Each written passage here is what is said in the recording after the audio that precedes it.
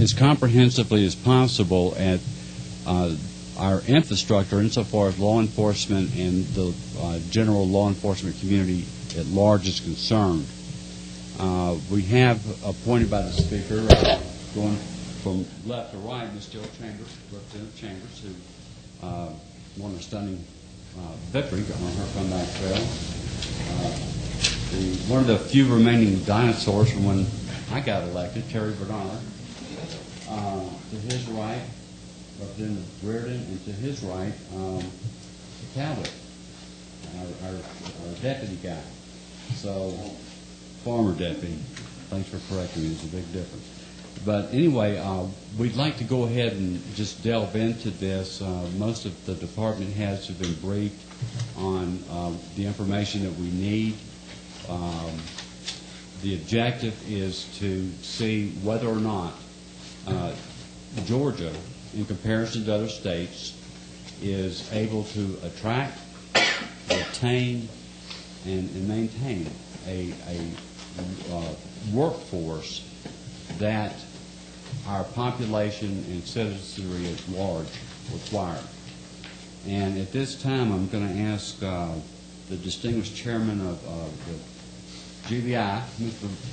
Director Vernon Keenan, if he would please approach over here. And I have to be careful how I say this, but Linda will turn me on the microphone. Okay.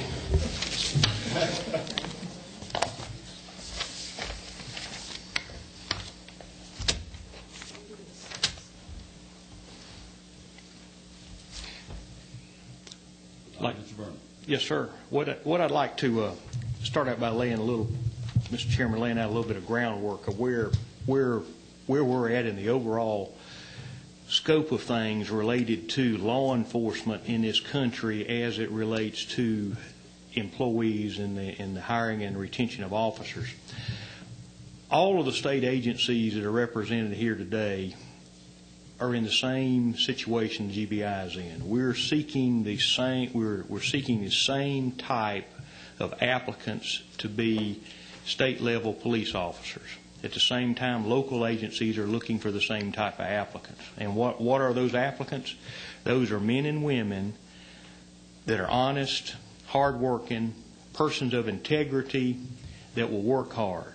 We're looking for men and women to be in law enforcement that can operate in an agency that requires discipline, many of which are paramilitary in nature, that require accountability, that require those officers to go through intense training and to have all of their actions scrutinized.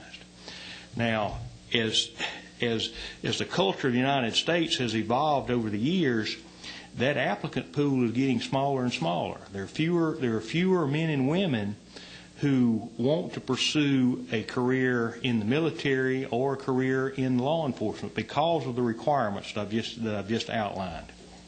Now, I'll speak specifically to the GBI because our needs are, although we're seeking the same type of applicants, in many ways there's different factors that come in and make changes, and each agency has individual needs. The GBI, when I speak of the special agent ranks, we have no difficulty in recruiting men and women who want to become special agents. When we open up... Yes, sir. Interrupt you for just a second and ask members of the committee, they might want to take a look at pages 7, no, excuse me, 9 through pages 14, and I believe that's covering what certain positions you'll be speaking about. Yes, sir. Thank you.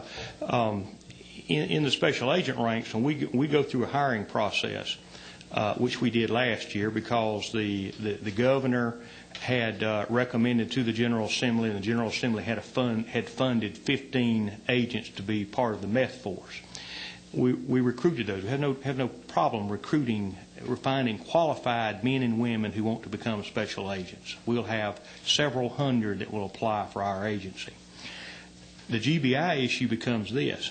Once we hire those agents, put them through their 16 weeks basic training, once they go through a year field training program, and then they remain with us about 5 years, they become a very sought-after commodity in the criminal justice system.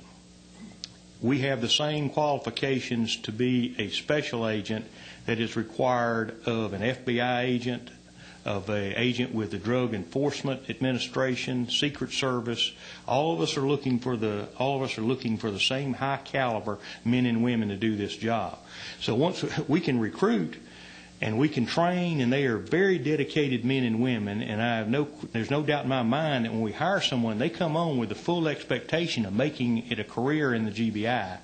But after they get that level of training of 5 to 7 years, then there are many opportunities for them. We are not competitive in our salary range with federal agencies. We're not competitive in the private sector.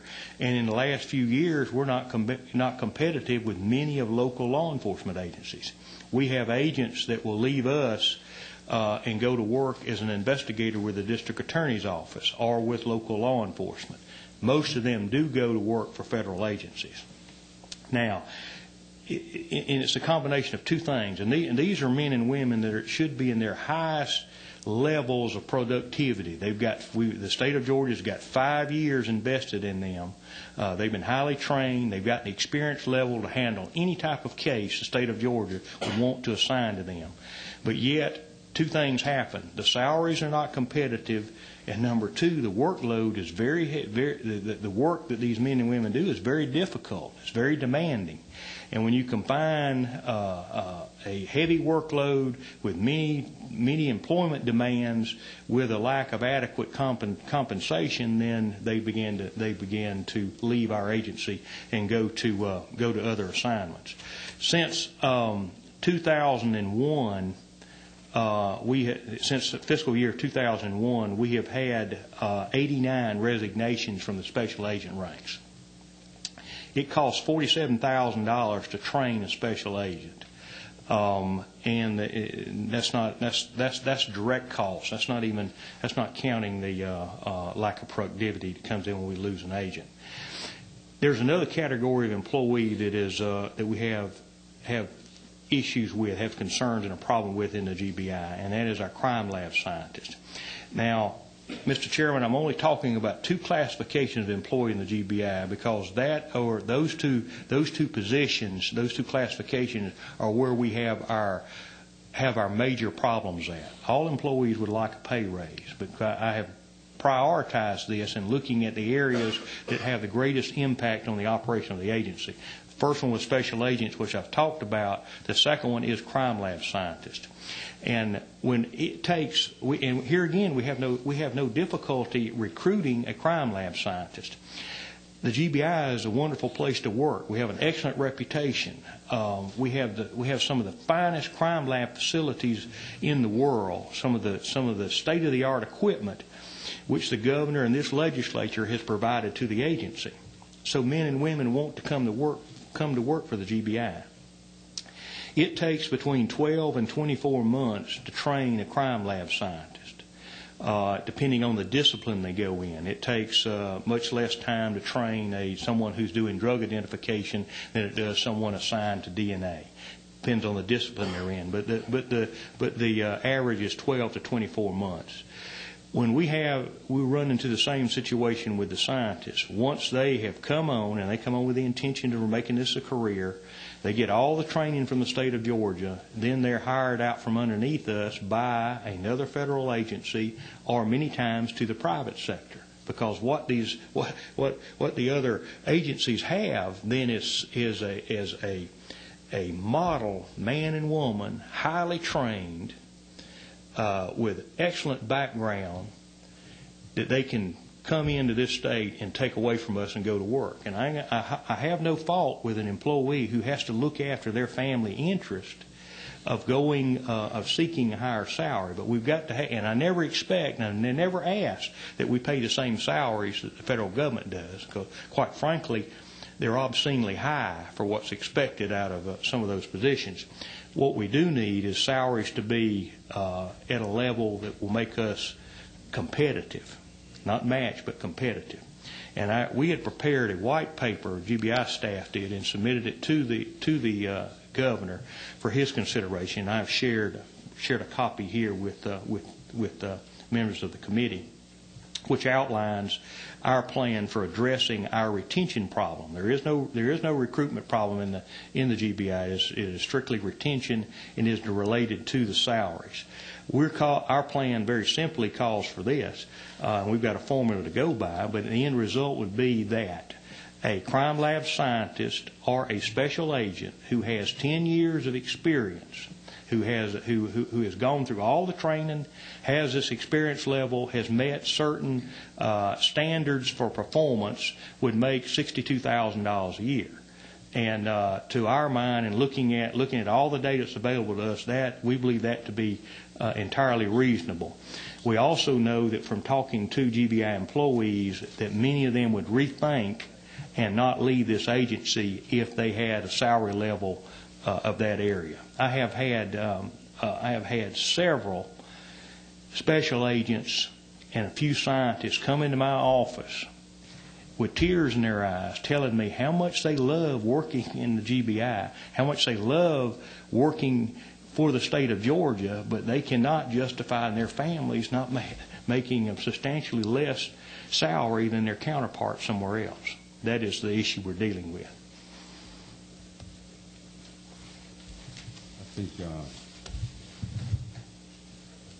I don't think it's any great big secret that the GBI has been a model for other state agencies or outside state agencies as far as the Bureau goes. And thanks, sir. You guys have often come through when everything else was down. And, I'd like to open it up to the committee, and I might add, members of the committee, at any time when somebody's speaking, if you have a question right then, please go ahead and feel free to jump right in. You don't have to wait on the chair. I think I have attention deficit. I know if I don't get my question out real quick, I'll forget it. But any questions of the director? Yes, sir.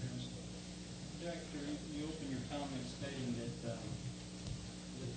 applicant pool was reducing.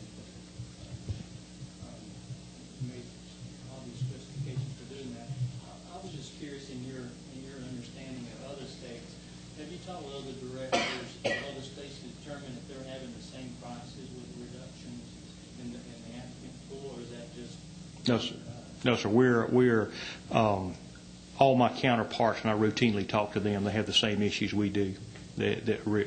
Finding men and women who want to be a state-level law enforcement officer or a crime lab scientist. All of them have the same issues. Having them come to the agency and be able to pay them adequate money to stay. I want to be positive about this, because the men and women entering the workforce today, whether it's law enforcement or general, they're highly intelligent. They're motivated, but they also look at the bottom line of what their compensation package is. Something much different than when many of myself and my counterparts became career state employees. At that time, we looked at a adequate retirement, reasonable compensation, but a retirement plan. New employees today look at that compensation. The retirement plan is why it may be important to them as an afterthought, quite frankly. I guess what I'm trying to get a handle around is the reason for the shrinking pool. Is it primarily because of salaries? And the reason I ask about other states who may have better salary structures than we, are they having the same problem with the pool of entry? They are men and women who want to go, who first off want to be in public service, and then want to serve in a public safety agency with the demands that are there. Many of our we're reaping the downside of our new generation of children. That they don't like discipline. They have questions about why they have to do things. Many of them are not used to any type of operating in a structured environment. That is what we see. They're good people. I mean, they're honest, but they don't want to do this type of work. Plus law enforcement is dangerous. I've been asked before how I can justify singling out law enforcement people for pay raise when there are other state employees that work very hard, and I have many of those in the GBI. But men and women in law enforcement put their lives in danger. I mean, you start out number one by what's the danger factor, and the second thing is state level law enforcement. Their overtime is calculated different from all other state employees. They're not on a state level law enforcement, not on a 40-hour work week for overtime. They're over 171 hours in 28 days, which makes a different formula. But the fact of the matter is that formula is set up to the benefit of the state, not the individual employee. The other factor that kicks in is, for instance, in the crime lab scientist, that's a highly specialized position that takes many length of time to do the training. Another example here is we have a turnover rate in our crime lab technicians, and we use many technicians to support the scientist. There's a turnover rate there, but it's not in crisis the way the scientist is, because we can train a crime lab technician in about 3 to 4 weeks. We can accommodate that. We can accommodate a turnover. Don't like it, but we can accommodate that. A scientist is when we lose a scientist, we take a major hit in productivity.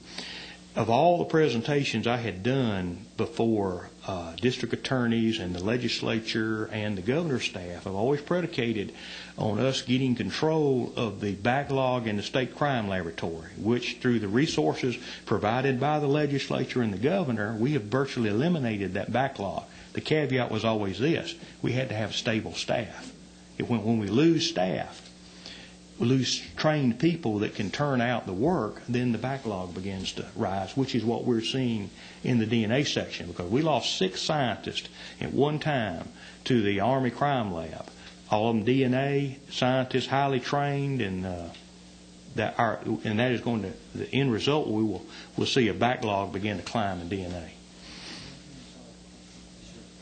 I also wanted to ask you about the 89 resignations that you've had. I think you said since 2001. That's correct. Could you give us a little more information on that? Was those resignations by far the majority due to the salary structure, or were there other obvious circumstances? The vast majority were due to the salary. Some of them were other factors. We've had agents that, quite frankly, when the workload is there, they say, this is not the career for me. I did not sign up to give my life to the GBI. I will now be a school teacher or go into some other area. But we do exit interviews on everyone who leaves the GBI, and I've already been challenged by people to back up what I'm saying, that it's related to the salary. But we do a structured interview. We know exactly why the person leaves the agency, and the vast majority is related to salary. It is not working conditions. I've been asked about that. Justify that GBI has a good environment to work in. That's not an issue. It's compensation. It's going to be a question I'll probably ask everyone that sits where you're sitting Yes, sir. today. Right now, with your special agents and crime lab techs, what is your current level, and what's the ideal level for the GBI to be able to operate efficiently? Not that you don't now, but I'm just saying, what would be that number to make sure we are working efficiently? We have currently 253 special agents. There are a little over 400 people in our investigative division, but 253 are the sworn staff. Scientists, I believe, Dan, we have what, 90? Scientists? Yes. We have about 125. 125. As far as what is adequate, as demands are more on law enforcement, there's always going to be a need for additional agents. The Governor and General Assembly last year provided us with 15 agents for a meth force.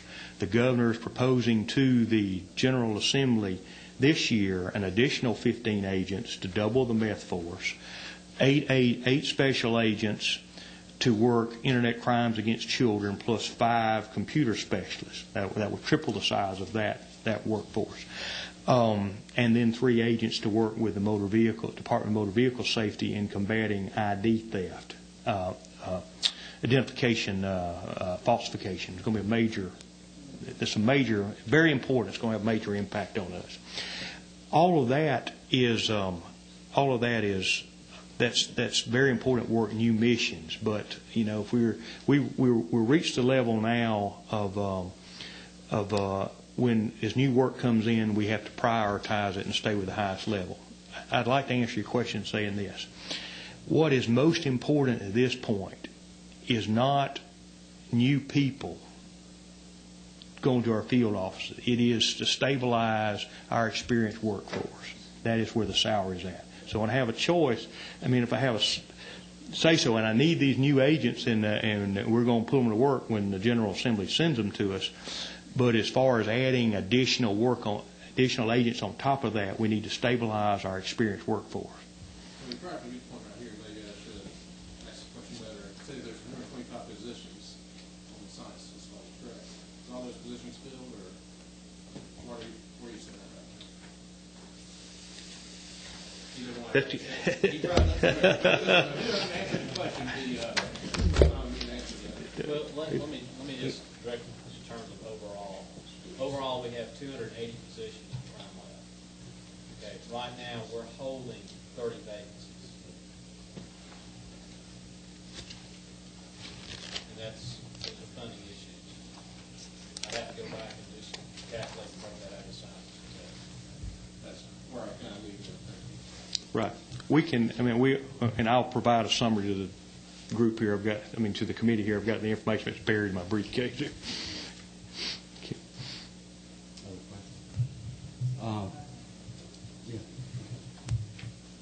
Director, on the staffing levels, I'm just curious, can you give us an idea of what your overtime is because of short staffing? Are you having to pay a lot of overtime, or do you have staffing?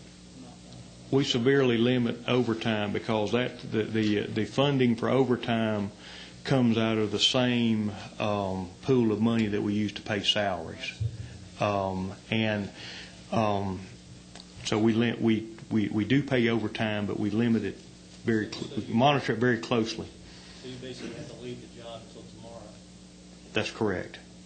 Or many times we prioritize it and say we cannot work this. Cannot work this particular case. We've got to stay concentrated on the major thing.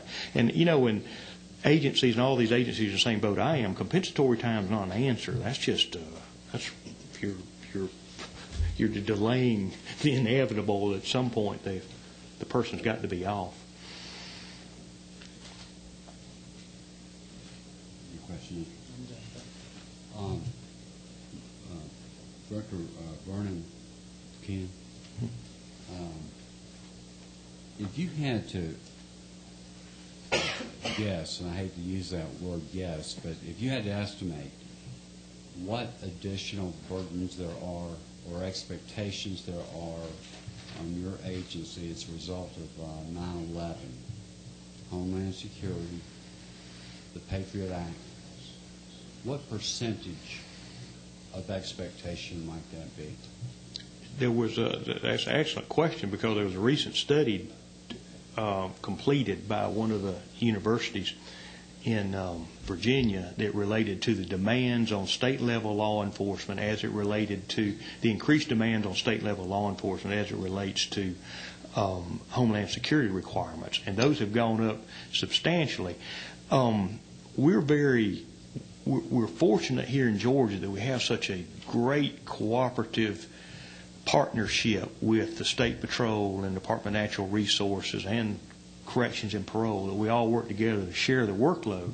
But the fact of the matter is, when there is a Homeland Security issue, then we have to assign agents, and they have to assign personnel from these other things to handle that. I haven't calculated within the agency the percentage of demands on there, but I like to use this as an analogy. Before 9/11, when there would be a special event in Georgia, whether it would be a large fair or it would be something at the Dome or University of Georgia football game, those sponsors would ask the GBI, will we be on standby to respond if there is a problem there? Will you make a bomb disposal response if we need that? Since 9/11, that was actually an afterthought. But since 9/11, they absolutely insist that we have people on site to be able to make an immediate response.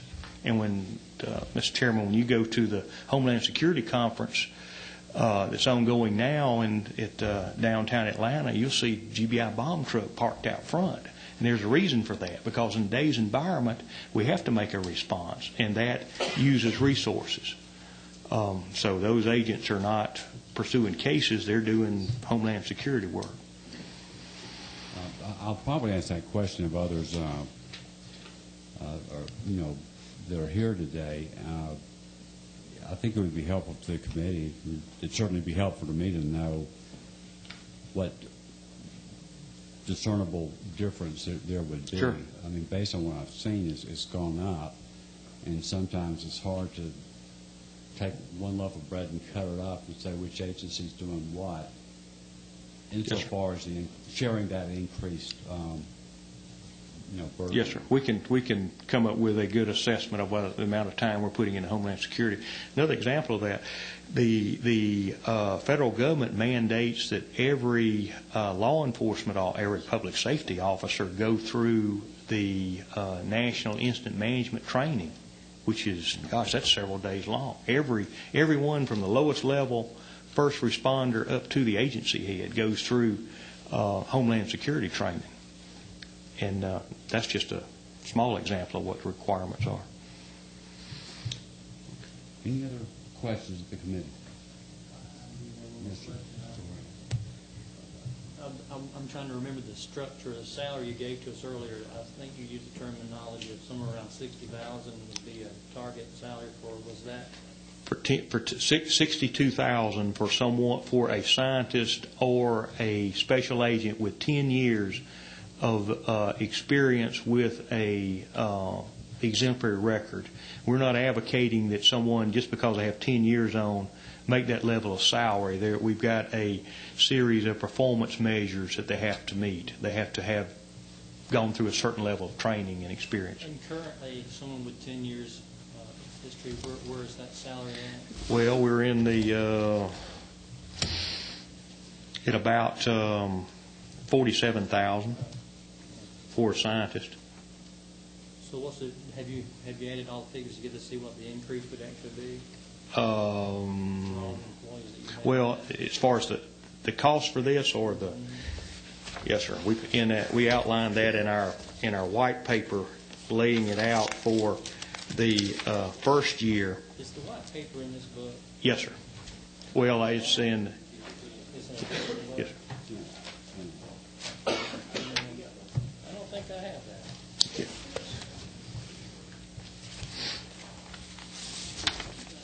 I got several now.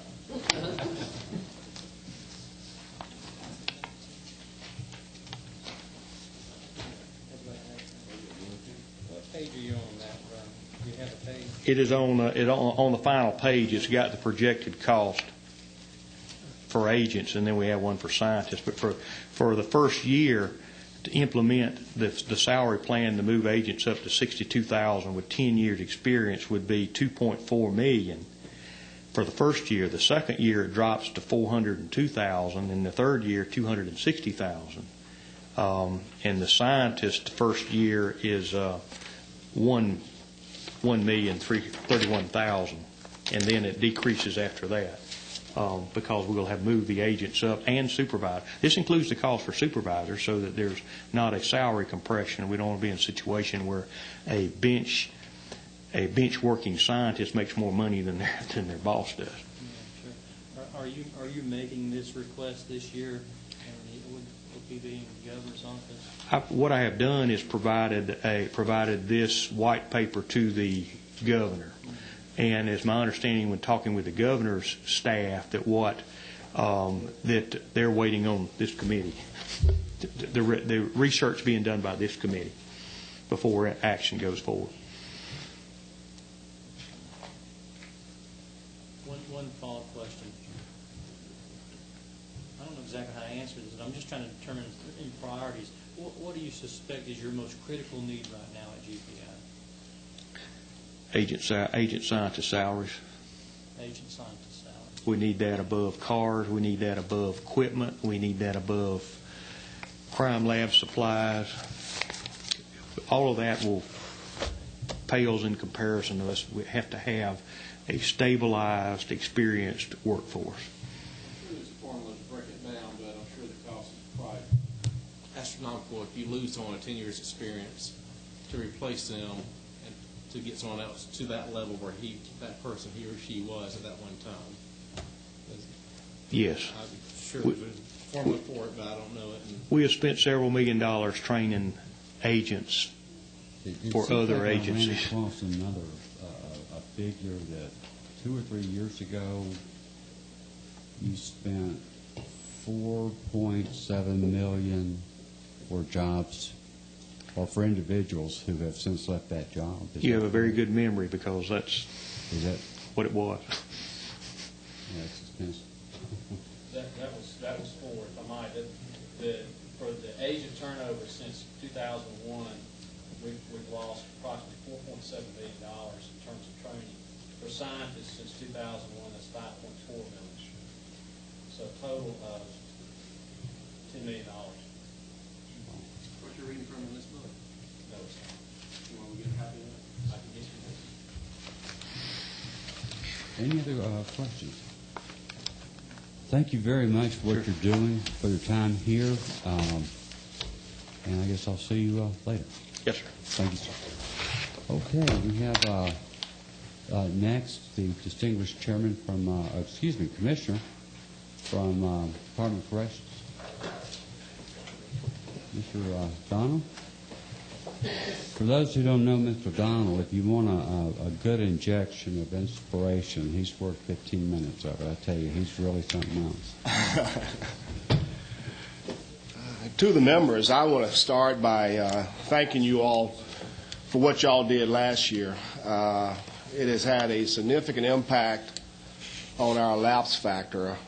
Let me pick up where Vernon left off, and I'll try not to repeat what he said, but he set us up nicely for this discussion. But last year, you all gave our correction officers a 3% pay raise on top of the 4% potential that the governor gave us, and most of our new people came in will enjoy on 1 January a 7% pay raise.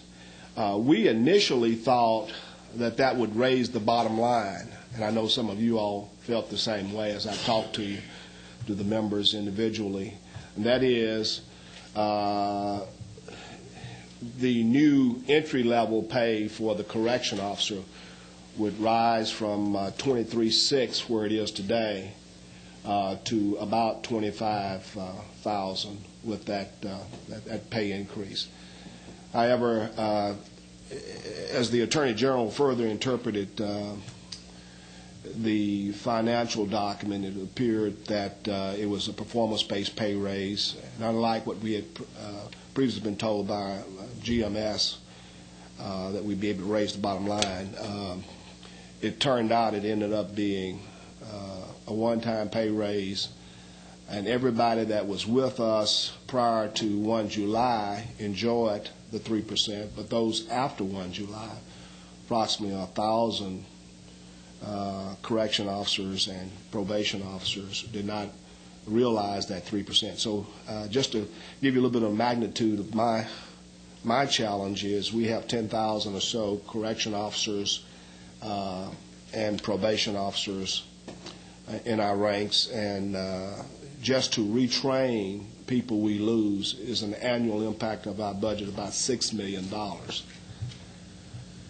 So when we did not receive that, I am moving forward this year in this year's budget with a proposal that we make good on the commitment that we made, in that we might have of about $3.5 million to bring, in this budget, to bring the pay raise up to about $25K, which is not competitive with Florida, for example, right on par with South Carolina, not quite competitive with Alabama in our rough estimates, but it would. If I may, what would be competitive? Florida, I think, is somewhere around 25.7 or something like that, and I think South Carolina is right about 24.8 or something. And Alabama, I don't have the numbers with me. I think it's around 26 or so. But, Mr. Chairman, if you allow me to get back to you on those numbers, they're constantly fluctuating. When I talked to Commissioner Osmond last year, they had just received a 10% law enforcement salary increase. He's in South Carolina. So that's a constantly evolving number. But having said that, in this year's budget, I'm proposing to the governor that we use $3.4 million to bring up the remaining group of people to about $25K. And the justification was that this way. Because you gave us the 3% and we had the 4%, everybody serving with us 1 July and before would enjoy the 7% and put their salaries right at the 25K. And then anybody after that, about 1,000 people, we could make up. Actually, it's going to be about 2,000 people we can make up with the money that we're requesting in this budget. So at least we can make good on our commitment. Commissioner, I'm obviously real fuzzy this morning in my mind. I can't figure out this, and I'm sorry. But help me understand what we actually did last year again with the increase. Who got the money? Who didn't get the money? Who doesn't have a baseline of $25,000 right now as an entry level Well, salary? okay. First of all, the basic entry pay for correction officers in Georgia Department of Corrections is $23,613. Right. When you all gave us the 3% on top of what a new person joining us would have gotten in January, that 4%, that made it a 7% pay raise. So we were able to help ourselves on recruiting in that, and that will bring those people hired prior to 1 July right around $25K. Everyone hired prior to 1 July Yeah. is in that. So In that everyone category. hired after 1 July, what are they being hired in at? Back at the old rate of 23,613. So we didn't do a lot of good for new hirees is basically what. Right. Well, we didn't solve our problem in being competitive and being able to recruit and retain people. Thank you. So that's where we're going, and we're trying to make the adjustment in this budget. I'll be speaking to the governor next week as a part of my budget presentation, and I'm going to include that in that. Also, just for the benefit of the members, the governor has, in fact, commissioned a study using Mercer, Inc., which is a company that specializes in compensation. And he is being briefed on Monday the outcomes of that study. And I have not seen the outcomes of the study, but we're working diligently with him and the executive branch to deal with the pay issue. His concern continues to be the impact of law enforcement pay raise, potentially on other pay raises in our great state employees. And so that's going to happen Monday. He'll get a back brief and a recommendation by then. Then I brief him on the 13th, my budget, and we'll see the outcome of potentially what he wants to do with my efforts to get that increase, along with potentially what he wants to do coming out of that study. So we continue to work with him diligently there. Please remember that what he wants to do and what we want to do are different. Yes, sir, I understand. Yeah. One of the things I point out to the members that our master planning effort that's ongoing right now to establish what requirements we're going to have for prisons in the future, illustrate that one of the big challenges we have might not be having resources to build prisons, because there are private companies that will loan us the money. The issue might be recruiting and retention. And now when people come to me as the commissioner and say, hey, consider building a prison in my community, the first question I have to ask them, well, what do your Department of Labor rates look like? Clearly, we're in a much more competitive environment than we were in the past. In the old days, and I wasn't here for the old days, but I'm informed that the state correction officer salary was competitive to most local salaries. And indeed, we were recruiting from local jurisdiction, and nowadays it's almost just the opposite. You know, when I go over and visit Chief Pennington here in town, I'm seeing a lot of former alumni that he has over there. Butch Conway, Sheriff down in Gwinnett, they all are aggressively recruiting against us. In fact, I think Mr. Bernard will remember that in Tattnall County, you had to be 21 years old to even join. But that has changed significantly as the pool of candidates gets smaller, and we are trying to establish a pay increase that will make us more competitive with such things as even the farming industry. We've lost people to the chicken industry down south as it's opened up. We've lost people in Tattnall County and other places to the tree cutting business, you know, and as a result of demographics of our prisons are changing.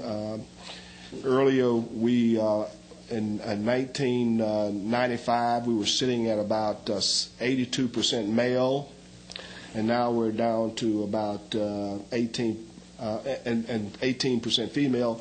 Now we're at about 55% male and 45% female. I'm glad you cited that, because I keep telling my wife that women are getting meaner, and she refuses to believe that. Well, you know, socially, economically, the research, sir, and I don't want to step out there with you on that comment. The research suggests that in our society, women tend to be the second breadwinners, and these jobs are available to them. And more, and they're doing a superb job. I don't know what we would do in the Department of Correction had not we had this additional resource to have as correction officer. Your percentages were clear to the committee. You're actually speaking of employees. 55% of your correctional officers are male, and 45% of your correctional officers are female. Yes. Not inmates. Oh, Yeah, okay.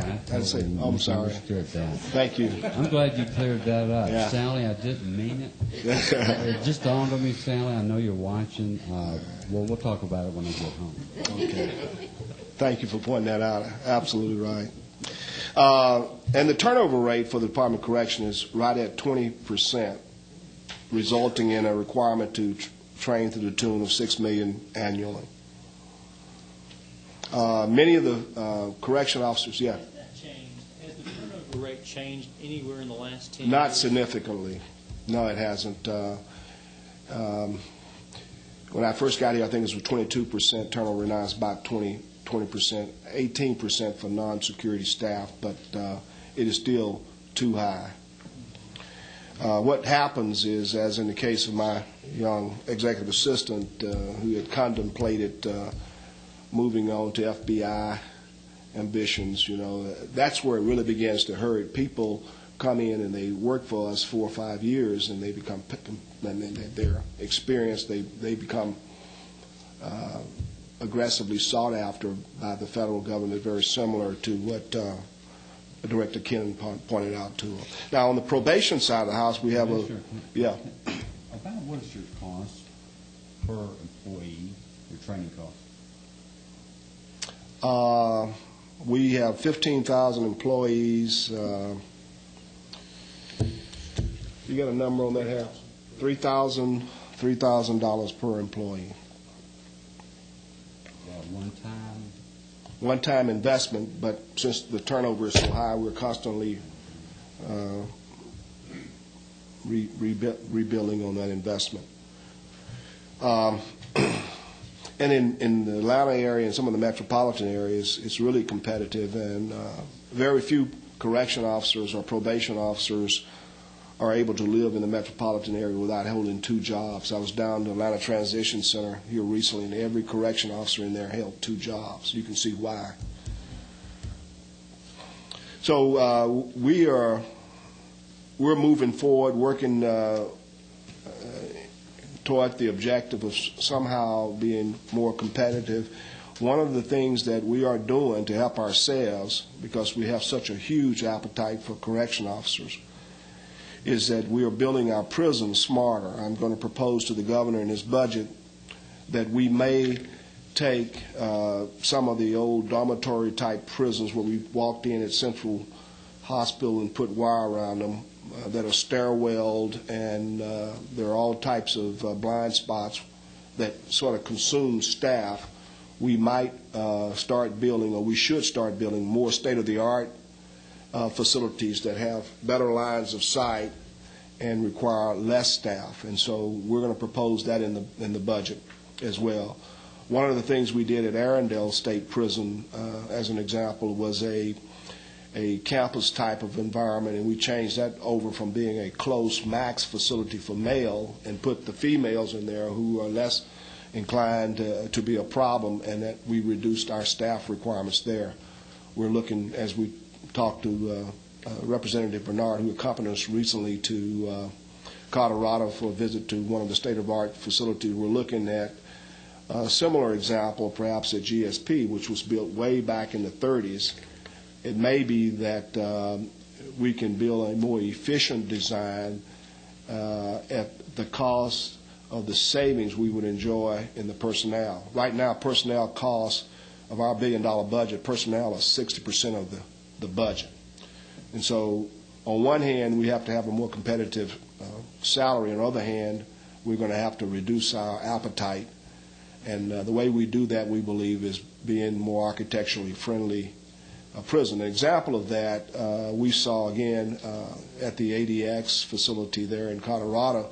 They had shower facilities inside the jail, and they recreated inside the jail complex. What that means, very simply, instead of sitting 2 people down to handcuff them and move them to shower facilities, or 2 people to sit down to handcuff them and move them to an exercise area, the technology will allow us to just open his door mechanically and let him go to his exercise area, or eliminate the requirement for showers by letting them shower inside his jail for our close and max prisoners. And that's going to save us a lot of manpower. Is the architecture you're describing where you have like a central hub, and I think of an octagon for some reason that would look down corridors?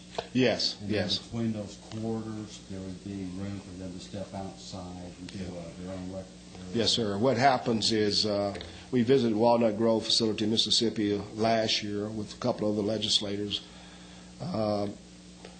There's a central control facility, and you have 360-degree line of sight in both directions, and the facilities are not built in a box shape where you have blind spots, but it's sort of an angle so that you can see. And they've brought the restrooms up from in the back of the facility where they used to be to the front, so that that person in the control center can see every little blind spot inside that facility, and it reduces the number of people. Right now, for example, what's really hurting us at Milledgeville with these old dormitories is that we have a huge staff, and just going up and down the stairwells, and you can imagine being in a dormitory room and all the blind spots in there for, in this case, medium security prisons, which are not necessarily nice guys. It just consumes our resources. So we're looking really hard at the architectural design to build people-friendly facilities. From the probation side of the house, a similar situation as we move forward. These are very attractive people for, as I said earlier, FBI even GBI, I'm not going to look back, but who, although they're underpaid, are going to make a little bit more than my guys will make. That's a little bit. I think you all are paying about 34, Vern? Correct. And we're paying 30.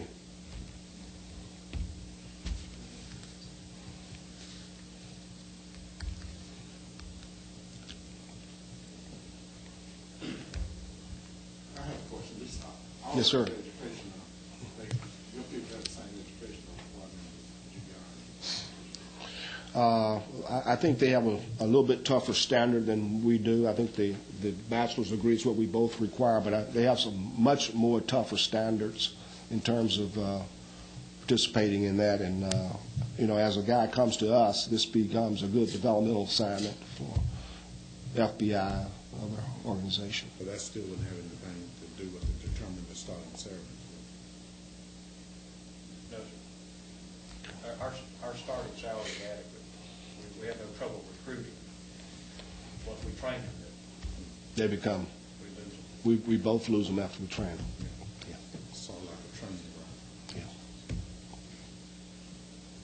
It's up to your questions. Any questions from the committee? I have another question. Commissioner Owens, you mentioned 60% of your budget, 60% of your nearly $1 billion budget goes into personnel costs.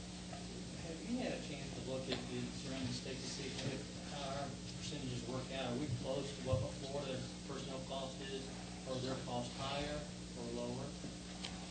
I mean, I didn't know if you had any. No, I haven't looked at it, but I'm certain they are, sir. They're a much larger system. They have like 90,000 inmates. We have about 50. Yeah, I know that, but I would think that when you look at the percentages based on. They pay a little bit more for salaries, yeah. I'm just curious to see how that. Their starting salary, as I mentioned, is about 25.6 or something like that. Ours is 23, so I'm certain it would be. Something else is curiosity of mine, and I obviously coming from somewhat of a prison community myself, not having been in prison, of course.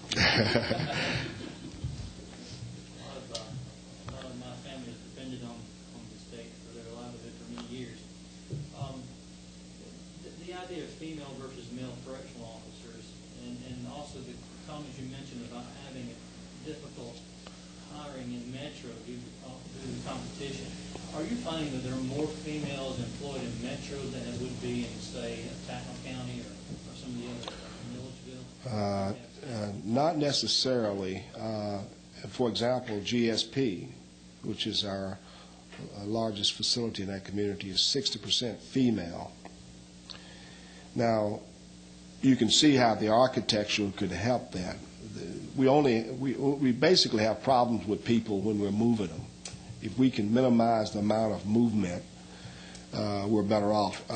We received a complaint recently from Alameen, H. Rap Brown, who is Muslim, who complained that when he was being moved to his shower, a female was part of the two-man team. We get into those things, but his rights obviously are not the paramount consideration when you're in jail. But it's the type of dilemma we get into, and as we move forward, we think that the architecture certainly can help us. It amazes me. I've obviously been inside that prison many times, and that's, in my mind, one of the toughest prisons in Georgia to work in. And frankly, it has elements of strong danger in every corner because you said it was built years ago. It's not as artful as some of today's more technology has. But men have other options in many cases as far as the industry in the Tattnall County area, and they tend to have, as you know, a lot more options. If they've got good paperwork and are not themselves involved in the system, they can be working in some of the logging industry and stuff like that around there.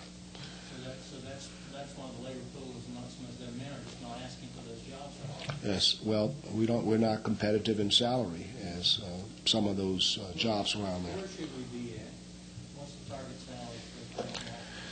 Well, we're going to shoot for $25K just in this next budget process, but Where should we be Well, we need to go back and look at that, look closer, and adopt a philosophy that probably considers what the county, when I raised my salary, Sheriff Massey, who's down at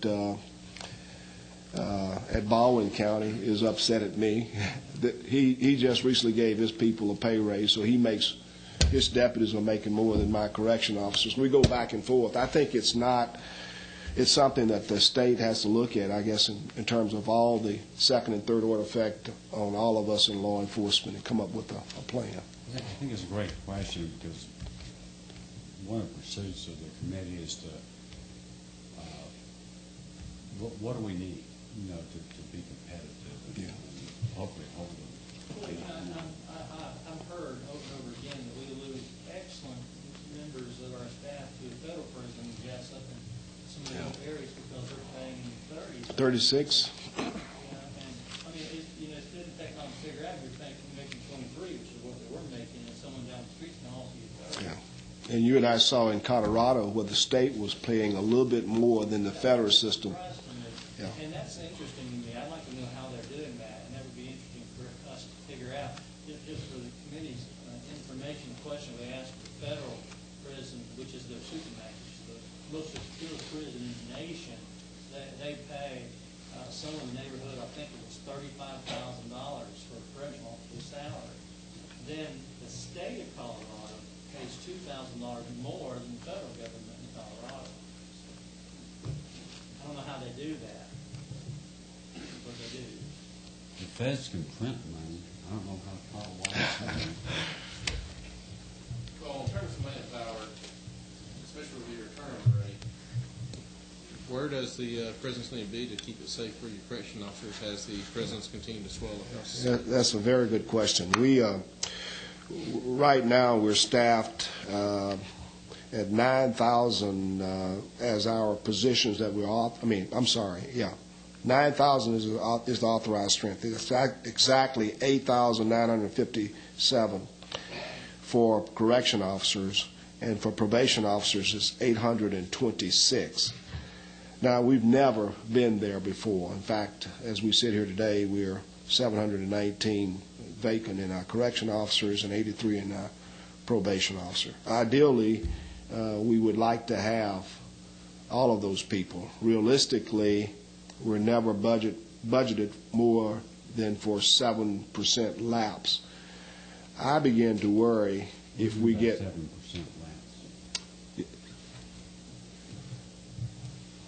Say again, sir. I don't understand what you mean by 7%. Well, actually, we may be authorized 10,000 correction and probation officers, but we're never budgeted for the entire month.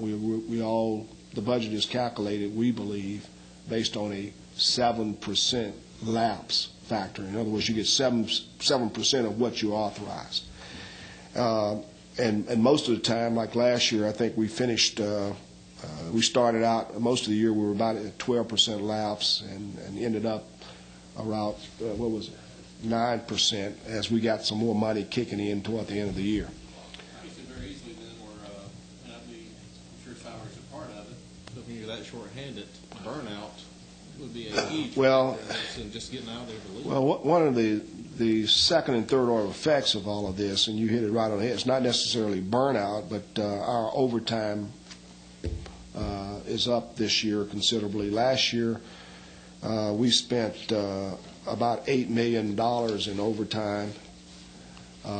This year, we anticipate, if the pace continues, and we have some initiatives we're going to brief the governor and try to get his approval on next week that will cause this not happening. But we anticipate a $10 million overtime budget requirement if we kept pace with where we are right now. But we're going to present the governor some options next week to reduce that overtime through some management decisions like we made at Arendelle when we switched the populations. And we're also opening some much more efficient facility like a brand new high-max facility at Jackson, which will be much more state-of-the-art and will reduce our manpower, we believe, to have to take these bad guys in and out of showers and other facilities like we're doing. To meet the minimum number that was brought up earlier, you know, the minimum number to be efficient where you are, how much would we be talking about? How much of that could be factored out of the $10 million OT that you're going to be proposing? Well, we are sitting right now at about 7.6% on all of our staff. 7% would be the minimum, and the positions, and I've done the calculation on this, that would mean that 7% would be 8,330 correction officers and 767 probation officers. We'd have to do the latter number. 767 probation officers. We're comfortable with the 7% if we could ever realize it, you know. How many probation officers? We would require 8,330, correction officers, and then 767 probation officers, sir.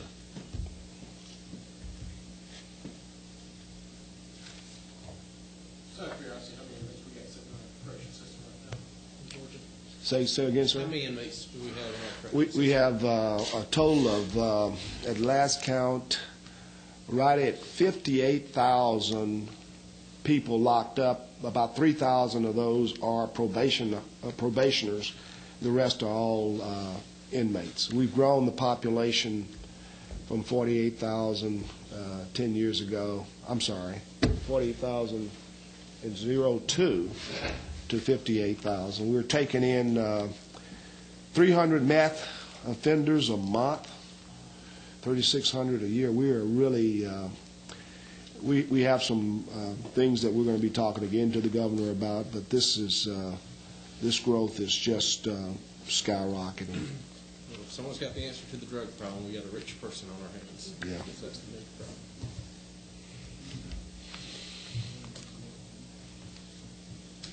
You currently have a labor shortage, don't you?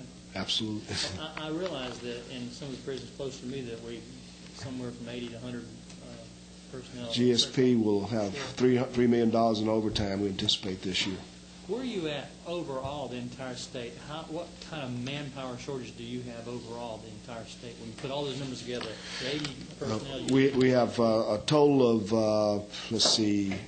719 vacant positions in correction officers and 83 vacant positions in probation officers. 719. Now, that's 719 positions that you need to have filled. Is that correct? Or that's some you're holding over? That is not at the 7% rate, but we are positioned to have that number to operate a safe facility. Where we don't have the numbers, we're compensating in many cases with overtime. Yeah. And I guess what I'm trying to understand is, then we need to take 7% of the 719, which is what you hold out for your lapse factor, and that gives us the actual positions that you're short, that you would put someone in uniform today if you had the bodies to do so. yeah, I think and please do the math on this for me, Harris. We are currently filled to 8,238, and if we had a 7% lapse, we believe we should be up to 8,330. It's about 100. And that's only because we finished pretty good this year, was because of the pay raises. It really helped out last year. 7% pay raise. A gal knew that they were coming into the Department of Correction in January and March and was going to receive a 7% pay raise in June. I'm not in June, but in January. I didn't understand the 130. What was 130? That calculates the 7% lapse. Take the 130 out. In other words, we're about 130 short of where we need to be just to be at 7% of our required positions. And we think 7% is what the budget is calculated on, and it would be the minimum. It wouldn't be the optimum, but it'd be the minimum. What state agency hires the most personnel? Does anyone happen to know? What now? You're pretty close as far as the number of personnel. What state agency has the most employees? If you don't count all of the CSBs and the other things which are run by counties, I think we would probably be the largest, practically speaking, true government employees with 15,000. Our numbers are 15,542. Do you have any knowledge if you're paying more overtime than any other state agency? We probably do. The nature of our business, we've got shifts and they have to be run. We've got some bad guys back in the back. We can't leave them. We can't cut. Any other questions of the commission? Is there anything else you have? Thank you, sir. Thank you very much for your time, for what you're doing. And, like I said, if anybody needs an injection of inspiration, 15 minutes is great. Thank you, sir. Okay, next we have Garland Hunt of the State Department of Court. Mr. Hunt, welcome. Thank you very much. Now, please remember, the House loves you. Do you hear of any Senate committees going on about this very issue? No. So the House loves you. Okay. All right. Remember that. I remember that. The House loves me. That's great. Well, thank you so much, Mr. Chairman. We love you, too. That's right. It's definitely a pleasure to be before you, coming on as chairman in July. This gives me the opportunity to get to talk some things that are very, very passionate for me. Been a part of the parole board since January '04, appointed by the governor. And in this time, I really have been constantly reinforcing in myself what the mission of our agency is. We're a small agency. Our budget is actually nothing more than about $50 million. But we probably have the biggest power in our punch. Our mission is public safety, and that's what we're committed to. And in that, we have it basically as a two-pronged system. One is making informed parole decisions. And so we have a whole division that is centered around that, our clemency division, that is centered around making sure that the board, 5-member board, can make the informed public, the public safety decisions that we need to make. But the other part that I'm going to talk about today is this whole thing of transforming and transitioning our parolees or offenders back into the community. And this is a big deal. As we talked about reentry, that's a big comment that's been made all around the nation right now as an aspect of reentry. There are over 600,000 a year that are going back out of prison nationally, back into the communities around the nation. And so it's very, very big. So in this regard, where the rubber meets the road for our agency centers a lot about how effective the parole supervision really is. And just as a kind of a barometer, of course, you've heard probation talked about, parole talked about it, but parole is actually the aspect of the sentence, where a judge actually sentences somebody to say they give them 5 years to serve and then 5 years maybe on probation. Well, the parole board makes a decision how much of that 5 years actually would be served in the prison. And then of that 5 years, then if maybe it's that last year, they would say under parole supervision.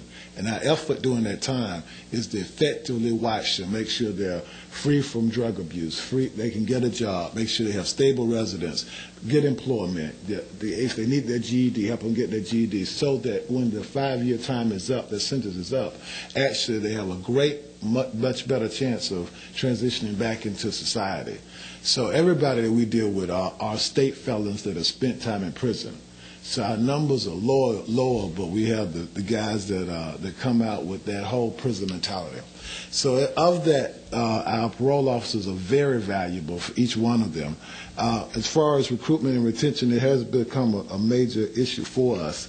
Our starting salary, according to the merit system, our starting salary right now is about $28,543 for our Georgia parole officers, and it's not even very competitive for other public safety positions at the state, federal, or local area. And just to give you a comparison, I know as I hear the questions, we tend to always want to look at how it compares. On the national average, the average salary for a parole officer is about $35,400, and the average annual salary, that's the entry level salary, the average annual salary for a parole officer is about $41,600. So we've even had. Makes up the 41,000. Is that a composite of states or all tiers of government? In terms of the average annual salary, The entry average of 41,000. the average entry salary is $35,400 Okay, for national. for national. And then you gave a 41,000. That's the average annual salary. That's correct. And it should be on that paper that we just passed out, right at the top there. And even with us, probably like other agencies, we've done everything we can to try to help the salaries out internally, to help it adjust the salaries the best we can. Because just to use an example, in FY06, our field division lost 46 parole officers, and 9 chief parole officers. We actually hired 61 officers in 06. And our parole officers' resignations, when we accept these, they usually take higher salaries elsewhere, and that's the key reason for our losses. And our exit interviews have indicated this. Most of them say they're very happy to even come back if, in fact, the salary situation was different. On an average cost, we spend $21,573 per officer for the expense associated with training of our new parole officer due to turnover, and that's the annual cost of about $800,000 to retrain.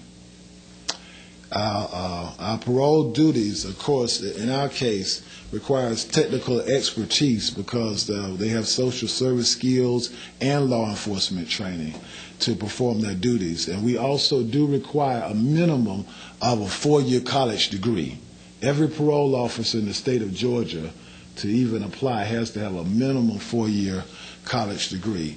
So the complexity of the job in performing the roles that they've been asked requires a level of intellect that goes beyond just enforcement of rules.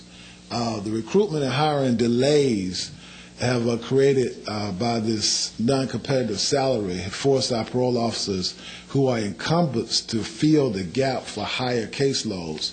And this happens because of once that people announce that they're leaving, of course, we have that time period where we have to actually interview those to get people back in position. And so when PO vacancies do occur, the remaining staff has to share the workload distribution in the vacant officer positions. Under the best circumstances, it takes about 6 months for an officer to be hired and the complete basic training in order to be able to accept the full caseload of parolees and to remove the shared cases from the experienced staff. This means that with the background knowledge, the behavior, the motivations of a parolee under an officer's supervision is lost, and then it's difficult to transfer that knowledge to another officer. So any trust or understanding of communication styles or observed by criminal propensities of that offender have to be rebuilt with a new officer. And so the relationship between the parole officer and the parolee is very, very important. Actually, that determines the success and failure of that parolee during that parole time. Approximately 1/3 of all parole officers work part-time jobs to supplement their salary. And that is important for us to understand. We certainly don't, we cannot, they have to take care of their families. And we certainly cannot discourage that. But 1/3 of our parole officers have to work somewhere else to supplement their salary. Parole officers have a very, very dangerous job supervising caseloads composed entirely of convicted felons. Of our officers, they're supplied, of course, their protective gear that they need to ensure their safety. But our parole officers have performed 4,352 arrests in FY06. So, and I think what happens, we tend to think about parole in the context of just kind of babysitting, but these guys, they're arresting all the time. Because if we train them that if there's a situation where we feel like there's a threat to public safety, then we will certainly arrest them and ask questions later. The demands of the line level parole officer continues to increase, and the changes in our statutes have actually increased it. And for example, we know, of course, the sex offender legislation, EM and GPS systems, card skill system, all the things that could help us keep track of our parolees, as well as even with rehabilitation. What this does is, of course, that increases the responsibility on our parole officers in making sure and ensuring that our parolees are successful and they will not reoffend. We are, and I guess in conclusion, we're losing officers to all professions. However, of course, law enforcement is our biggest competition. Within the last few weeks, to give you a couple examples, we had 2 new recruits that have been offered employment called to withdraw acceptance because they received an offer to another agency of a higher salary. In other words, they were about to come with us, go through training, and before that they did not accept the job because they were offered higher salaries. So you know Atlanta Police Department has billboards around the city right now, and their starting salary is $38,000 to $41,000. City of Griffin, which is a rural area, we have 2 vacancies, and we sent out 71 notices on these 2 vacancies, and 3 responded for interviews.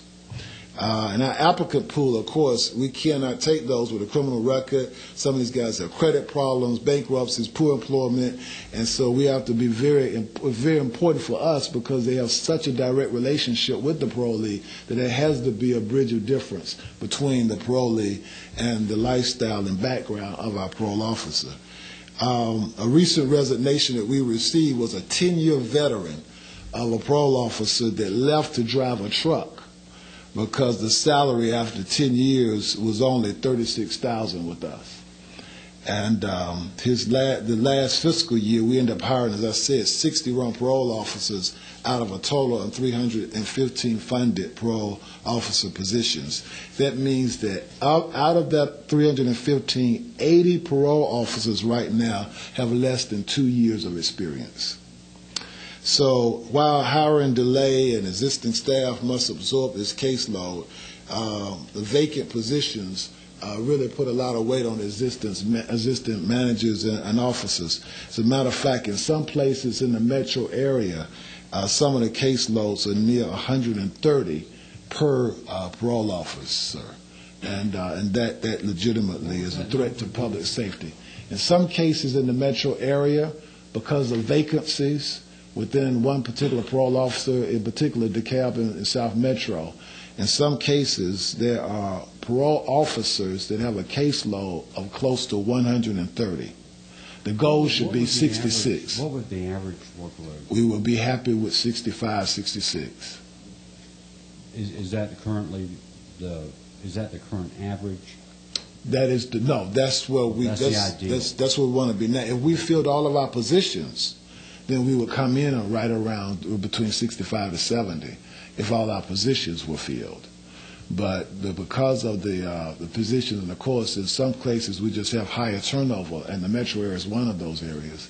But of course, it affects all of it. It's hard to predict because, again, even some of the rural areas, one parole officer missing in a small office immediately affects the caseload also. Yeah, I guess my question is, do you have an average? This is the 130 is The There extreme. are exceptions. That's right. What would That's the right. rule be? if you will? Right. I would say our average now, would you like to say? If all positions were filled, it would be 66. Our No, caseloads would be, right now. Right now. oh, right now? Yeah, probably it's about in that, 80. Like 75. It's about 75 to 80. Statewide average currently. And again, with the people that we hire, they are people that really want to do what they do. We don't have a real flashy job.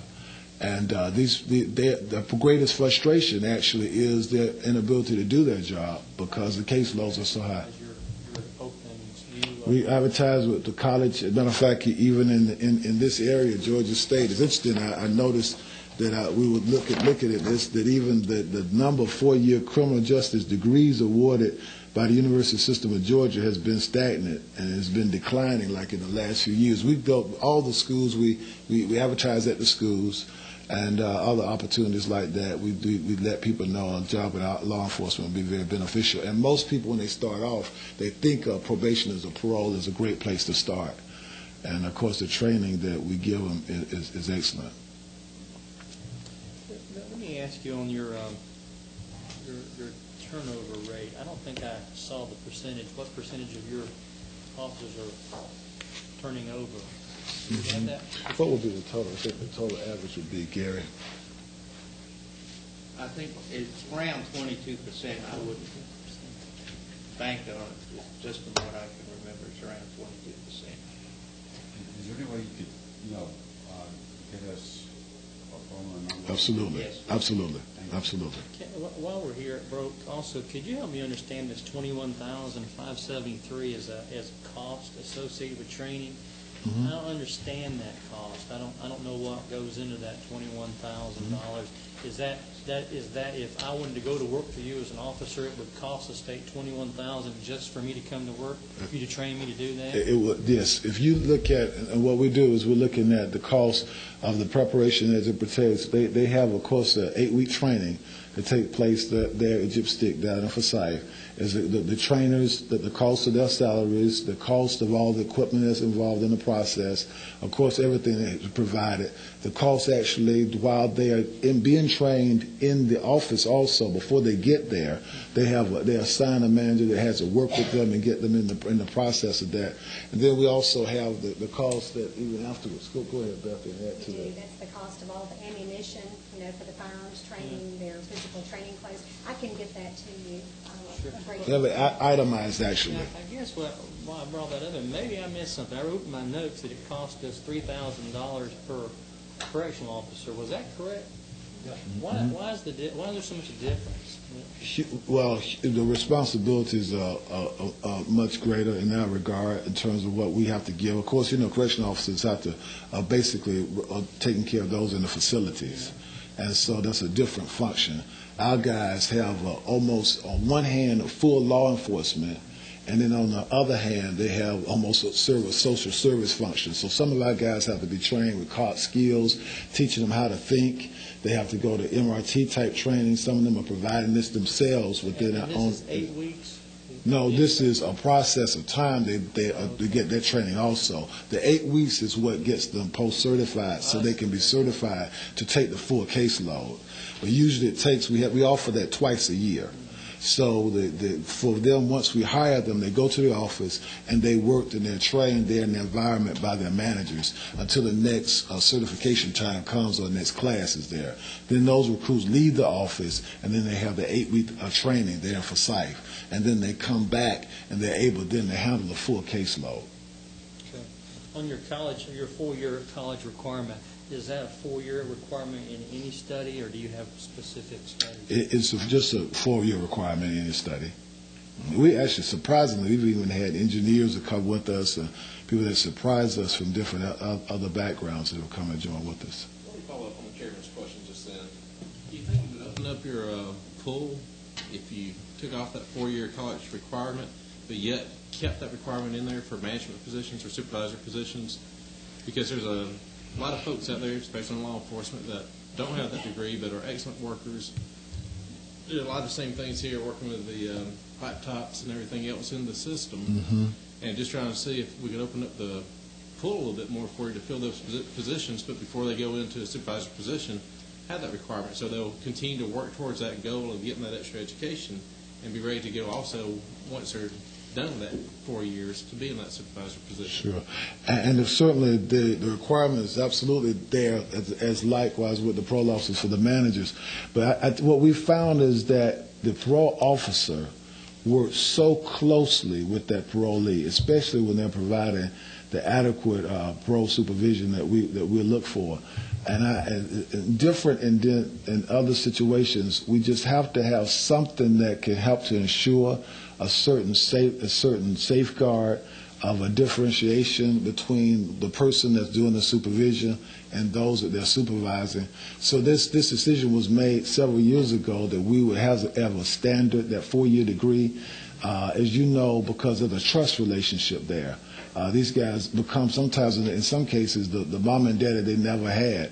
And unfortunately, they are the ones that have to either be very, very strict and hard-nosed with them, and also very encouraging. So because of that type of relationship, we found that we get a better standard of a parole officer with that requirement of the 4-year degree. So that's been beneficial for us.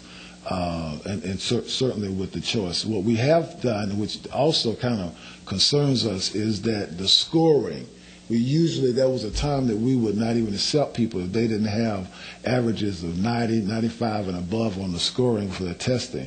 But we're finding ourselves coming down and coming more lenient on the testing that the state provides. And that's probably where we found ourselves becoming more lenient in terms of our hiring. I hope you don't get too lenient. I'm just personally, I'm a big fan of raising the bar. Yes, sir. I think I can better understand why you have to have people that are, well, they're outside of the wall. Sometimes to do their job, they might have to be in the environment of somebody, making sure they're getting their meds or something. Unless I'm confusing you with probation. Yeah, we don't. Well, no, our case is definitely unique. The only difference in our guys I talked to, we're very close with Commissioner Donald. We're very close together. But our guys, the difference with us is a judge would give probation and they never spend 1 day in prison. And that's why that's much higher numbers in a probation environment. And our numbers, when we start talking about the 20 to 23,000, 24,000 that are under parole, these guys come out, and in reality, it's what happens in those first days, those first months, of someone there that can embrace them and tell them, this is what your requirement is, this is what parole board has said you have to do, and you have to walk accordingly. And so the difference between whether they go back to a lifestyle of crime or whether they say this parole officer believes in me. So it's interesting. Some psychology, we even have some that play the bad guy, good guy. However they do it, the key is that we're looking for successful parole supervision rates. And we have had about 65% of those that actually come on parole, that finish parole without being rearrested or going back into the system. We're happy with that, but we're not certainly satisfied with that. But we think a large part of that has to do with us not really compromising the standard of our parole officers. That also has a lot to do, Mr. Chairman, with our time that it takes to get the right people in place. Because there are many times that the managers have the responsibility of finding that pool that we talked about and going after and finding the right people and the right fit. And for that to happen, sometimes it takes, and that's what puts the high caseload problem, which is a major problem for us, and we're very concerned about it because that directly impacts public safety in our streets. You say we have 20,000 on parole at this time? Actually, the number right now is 21,300. 21,300. Of that 21,300, how many are on electronic monitoring? Just over 1,100. Is that only a pilot program, or is that something that We've been doing it for a while. Now, our GPS is a lot less, but electronic monitoring, that's been a part of our supervision for years. How do you make a decision who you're going to put on electronic monitoring and who you don't? Actually, the board makes that decision when we decide on parole, and it usually becomes a condition for parole. And usually we always require that of our violent offenders or if we see violence in the history of that parolee when we're making that parole decision. So once that particular offender comes out of the prison, the parole officer already knows that he has to go into electronic monitoring. Are those cases assigned at random to a parole officer, or do you have certain officers who basically monitors those those who are on electronic monitoring devices? No, they're randomly throughout. And there we have one person that may specialize in their office on the administration of it, but they're randomly throughout the supervision cases that each parole officer will have. No one officer just has all electronic monitoring cases. How many positions do you have available open today that you would hire someone if you had the bodies to fill the position? We have right now 61 vacancies of our approved 361. So you actually, and I'm looking for the actuality. I understand you hold the lapse backers open for various reasons, but you would hire 61 people today if you could find. If we took the lapse out, what would you say? Probably around 20 or 25 because of the lapse factor. So you're 25 short, basically. Right now, absolutely. We're pushing very hard on that. That would make the difference of at least being able to breathe. I'm holding my breath without that. Has it been this way for a while, or is this historical, or?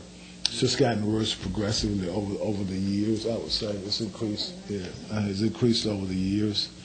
Do you have data for that? I mean, is there a way you can actually go back and look at 10 years ago how the positions? We can provide that for you. That would be good for, I think, for Mr. Chairman, for all the departments, where we can see where we've come from and to where we've got today. Sure. Will help us with trying to understand exactly how serious a problem we're dealing with today. Okay, we'll be happy to provide that for you. And also any circumstances that might contribute for any spike. Mm-hmm. For example, as I understand, one of our premier state law enforcement agencies, there was a higher number of personnel, but it was during an era when there were a lot of riots. Mm-hmm. Yes. If it's come down, regrettably too much, but the number came down because the circumstances changed. Mm-hmm. It would be interesting to know, what changes might contribute to the spiking, as Mr. Bernard was alluding to. One of the things too, I just bring to your attention. I know you're aware of this, Mr. Chairman, that the parolable population is also those that we would tend to look more leniently toward the nonviolent offenders. But the violent offenders are increasing, so the percentages are changing. And so the nonviolent offenders are decreasing in our state.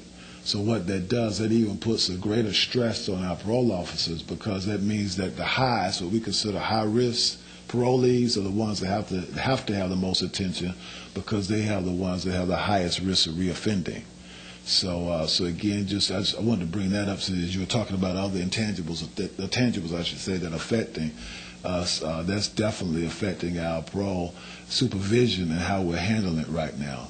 We tell our parole officers to watch very conscientiously at any disruption of activities, things that aren't consistent, unstable housing, unstable residence, work, those kind of things. We're watching them very closely, because those are telltale signs of someone that might be about to get in trouble. Yes, sir. These 25 people that you were hiring, Mm-hmm. what areas pretty well you're talking? They are scattered throughout the state. We just happen to have a high concentration of turnover in the metro area right now. Which is fair to say is so what we do in our determining that, we look at the offices that are needing the most help, and so we divide those up. So the ones that get the ones are the ones that have the greatest need. But it just so happens that right now we know that we have a serious situation in the metro area, and that's just about the nature of the beast. Has always been a little critical in this area. Sometimes we can still coming from all over the state, some areas, rural areas, still a lot of crime. Absolutely, absolutely. Smaller places too. That do, and one parole officer will make a world of difference in the office where it's a small office. I mean, they really need everybody to carry their weight. And that's many times they go out in a rural area with one parole officer may have to go across 3 counties to get to one parolee.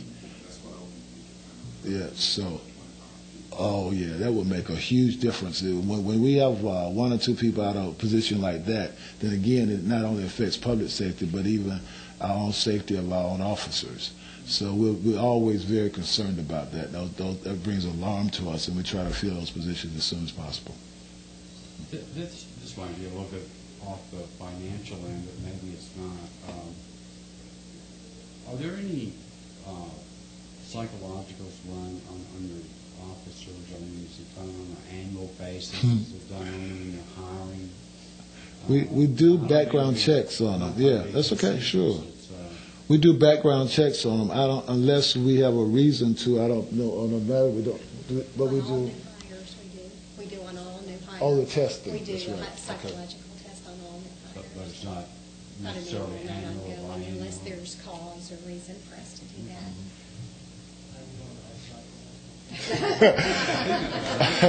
I'm-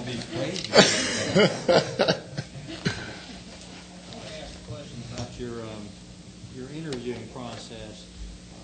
Do you have like a centralized place where one particular individual deals with the pool of applicants to make a determination of who you're going to hire? We depend largely upon what region, where the need is. All of our region directors, they're looking strongly for applicants to fulfill those roles. So once we have the pool that's established based on the testing, then the ones that are in those areas actually do the interviewing process with them. Has these 25 positions been open throughout the entire year, or has it actually been higher at some point? It is fluctuated, but it's always stayed around the low 20s, may go down to 18. It fluctuates right up in that area most of the year. This may be a little more difficult. I want to know how many applicants that you interviewed this past year. Oh, boy. Do you know? Does anybody know that one? I would have to check, but I think I could maybe get close. But I'm just curious, and I know that might seem odd, but I'd just like to see how many people really want your jobs. as compared especially to the people, the number of notices that we send out, like his example, send out 71 notices and only 3 call, that would be an interesting statistic. We'll see if we can do on that. Thank you, Mr. Chairman. All right. Thank you. Thank you, sir. Okay, I believe we have Mr. Dwayne, Mark McDonald of the Georgia State Patrol. Met this guy in prison. He's a pretty good guy. He wanted a political career, but he found religion. Got him on the right path. In my mind, he's one of the up-and-coming leaders. No, she has that tattoo on her ankle. She's not showing it, though.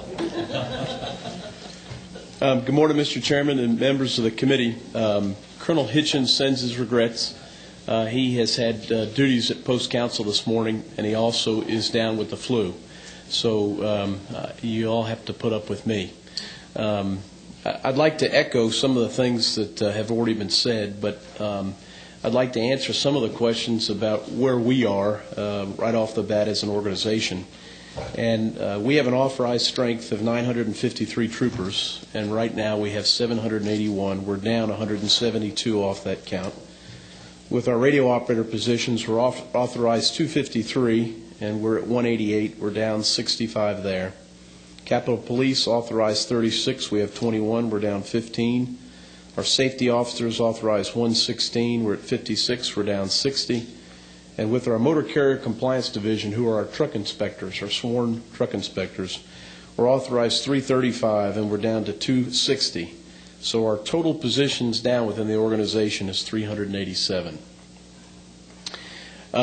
Recruitment and retention, as you know, been echoed here, and one of the things that I'd like to piggyback on Mr. Hunt about in the recruitment section is that the pool is shrinking, and other agencies are not targeting just entry-level people that are non-trained. They're now targeting officers in other organizations with incentive packages to come work for them. They're specifically looking to other law enforcement agencies to lure that person away. Cobb County loves trained troopers.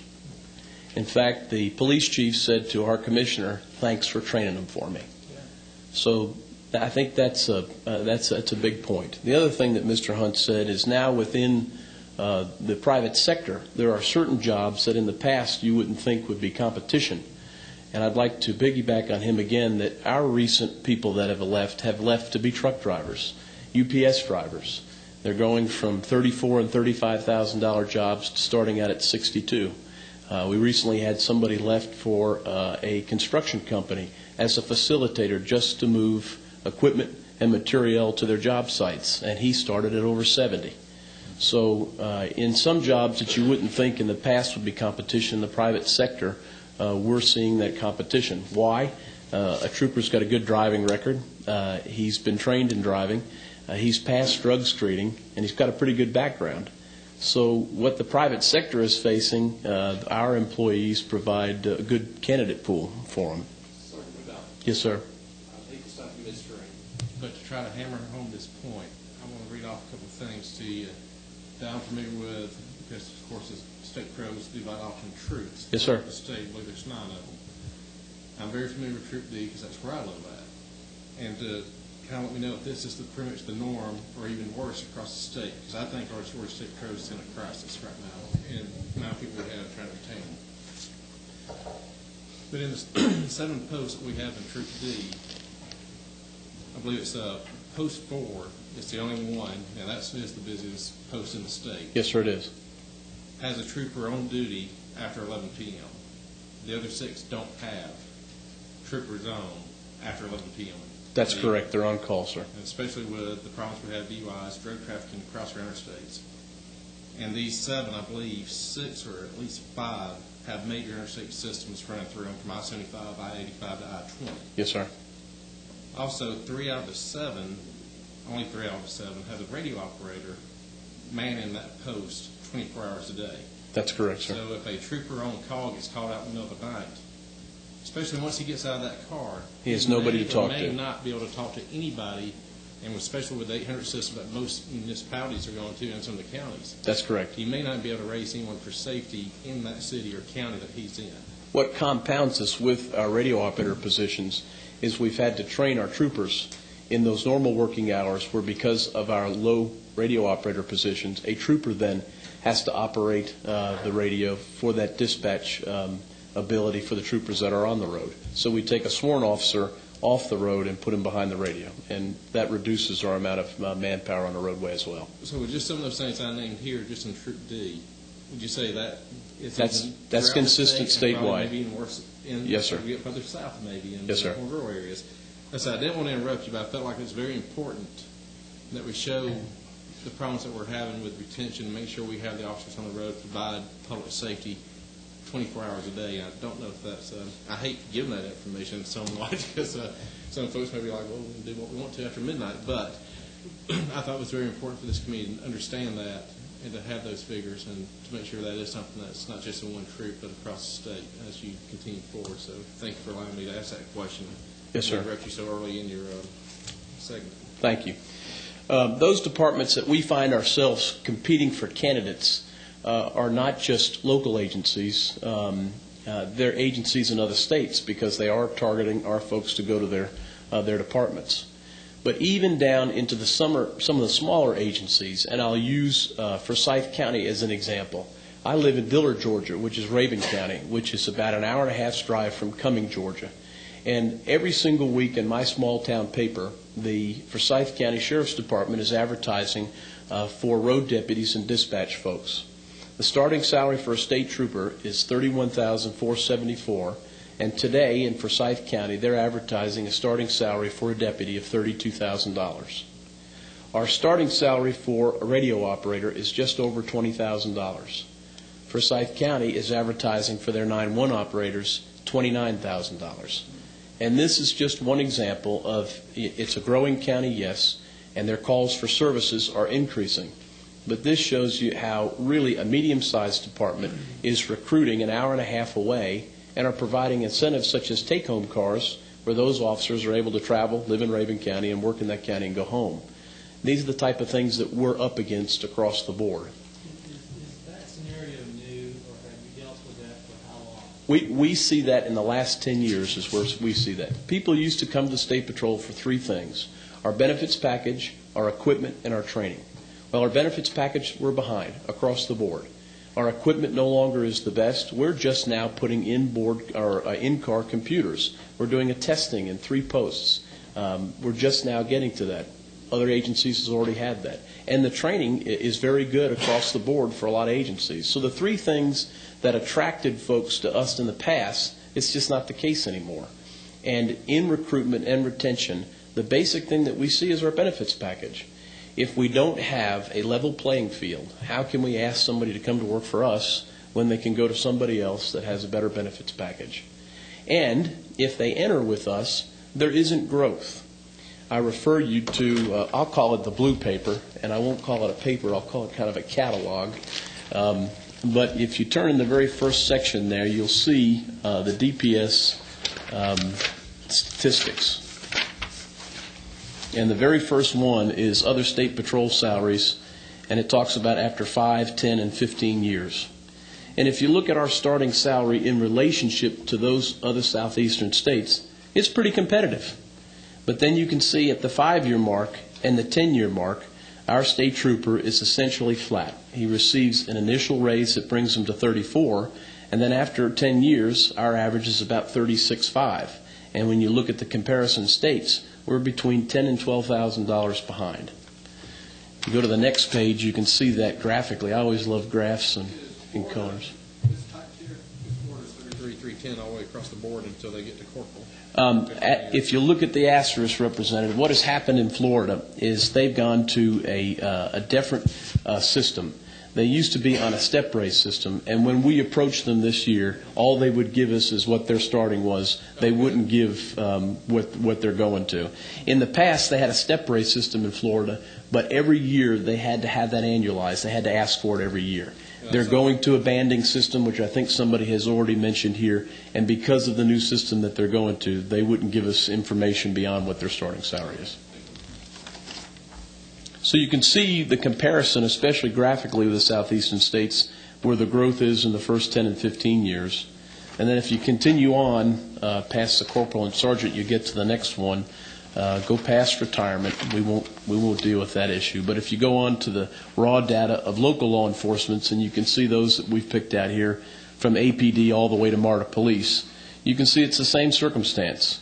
We have a fairly competitive starting salary, but after the 5 and 10 year mark, we flatten out. So for recruiting, a person takes a look for us where they start and looks at those other agencies where he's going to be 5 and 10 years down the road, and we just don't compete.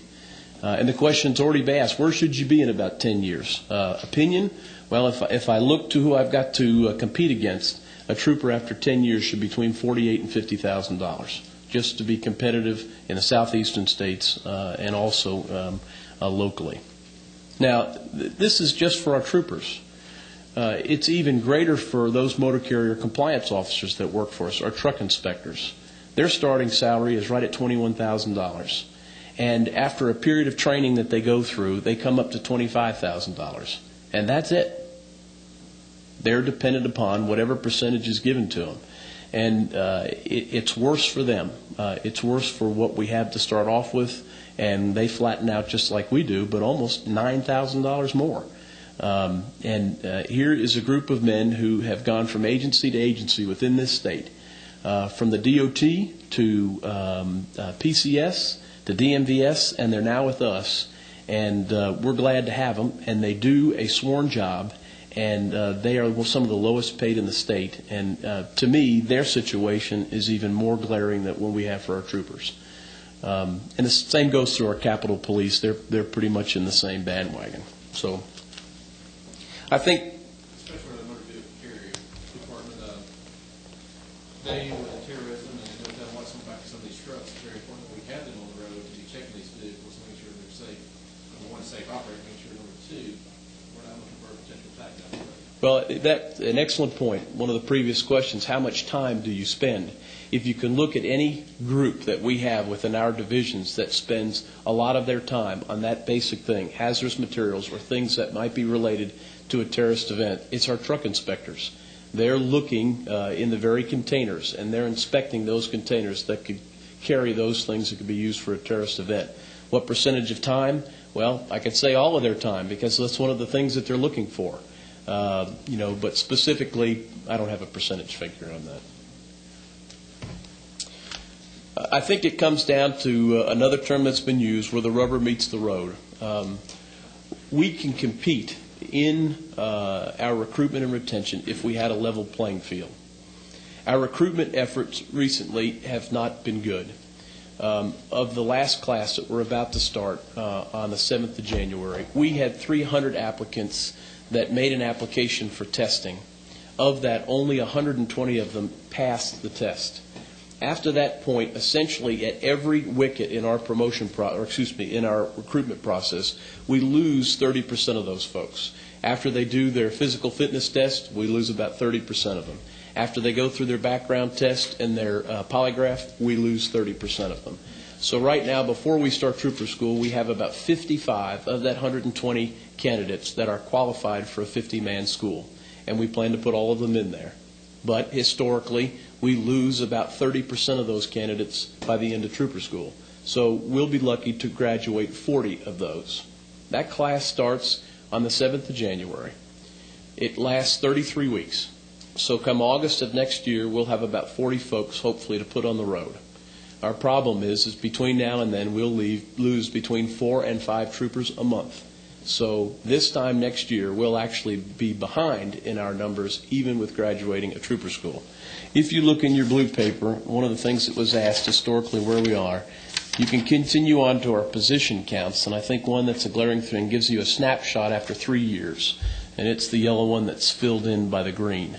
This shows where we've been since October of 2002 and where we find ourselves today. Even with the trooper schools that we've graduated, we've had 3 of them funded, and we've graduated 77 of them. We find ourselves down from about 900 to our present circumstance of 781. What's an optimal number? I've heard that asked. I'll be honest with you, it's not mine to say, but if we were at our authorized strength, I'll use the term, we would be in high cotton compared to where we are now. What would it take to do that? If we had a 4-year plan and coming up with the lapse rate, we would have to train about 100 troopers a year for the next 4 years to bring us up to that, knowing that we're going to lose about 50 of those a year.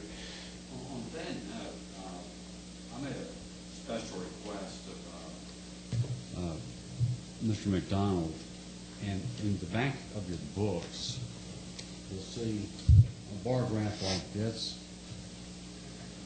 I'm going to ask him to explain it. I think it's important that we know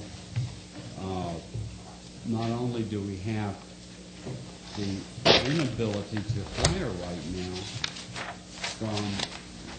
from lack of better words, just a lack of interest in many respects, but keeping them. But what about the people we have?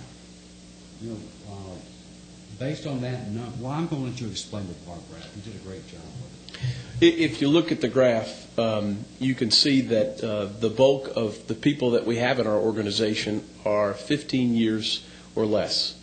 A lot of our experience retired in a time frame between 1991 and 2001. And we had a large recruiting effort during that time and hired over 300 troopers that graduated during that 4-year period of time. And so we find ourselves with the bulk of our employees in the very area that we're talking about retaining them. Of the 50 people that we lose a year, half of those are service retirements. The other half are resignations. And they're going to other jobs. Now you say you're losing 25 people a year. What does that mean? Of our workforce, those that are entry-level positions, it's about 8% of our workforce. What does that mean to Villa Rica? What does that mean to Noonan? What does that mean to Forsyth? If we lose 25 troopers, worker bees, we shut down 2 of those posts a year if we don't replace them. So 8%, although it's a small number, how it affects those communities, how it affects those particular posts, it's large. Training costs. In addition to the graph that's there, if you turn over to your very last page, you'll see an itemized training cost that's done per trooper. And We annualize a training cost per trooper at about $88,000, a little bit over $88,000. And the biggest expense of that is their salary. And within the first year that they work, they start off on the road with a car that's got 150 to 160,000 miles on it. And usually by the end of their first year, we have to replace that with a new automobile. And we include that in the cost. But if we look specifically at just training cost and outfitting them, we can drop that down to about $50,000 to $60,000. And that gives you an itemized look. So just the replacement of those folks in that period of time, just those 25 folks, if you use that $80,000 figure, you're looking at about $2.5 to $2.7 million a year just to replace those 25 folks that you're losing in a retention problem. On the like vehicles, do you have a CIP type program on your cars? We use a fleet replacement system on our cars. Most of our cars last about 4 years and 11 months. At DOES, it's 135,000 miles. Usually takes 4 years and 11 months. And to ask priority-wise, what of our priorities are personnel and cars. Between our recruitment and retention problem, we're running out of cars for folks to drive in. We have very, very high mileage cars that we need to replace.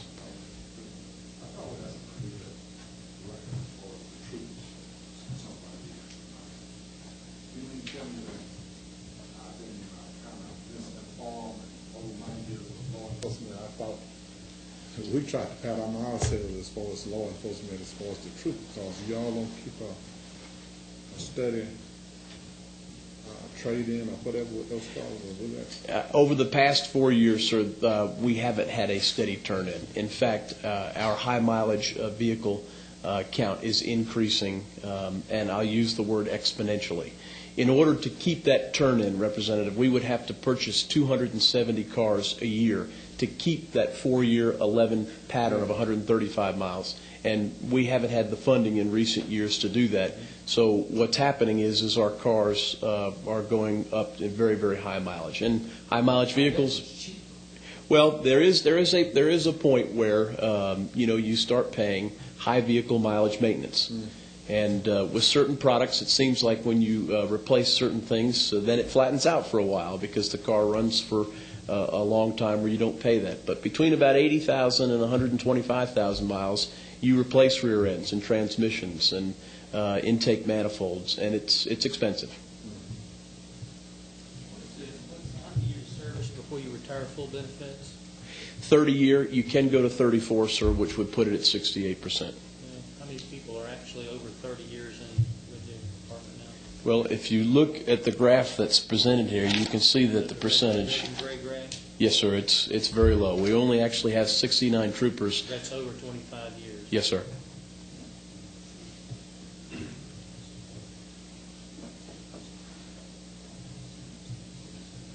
As far as about interest, I guess it's like it was in law enforcement agencies.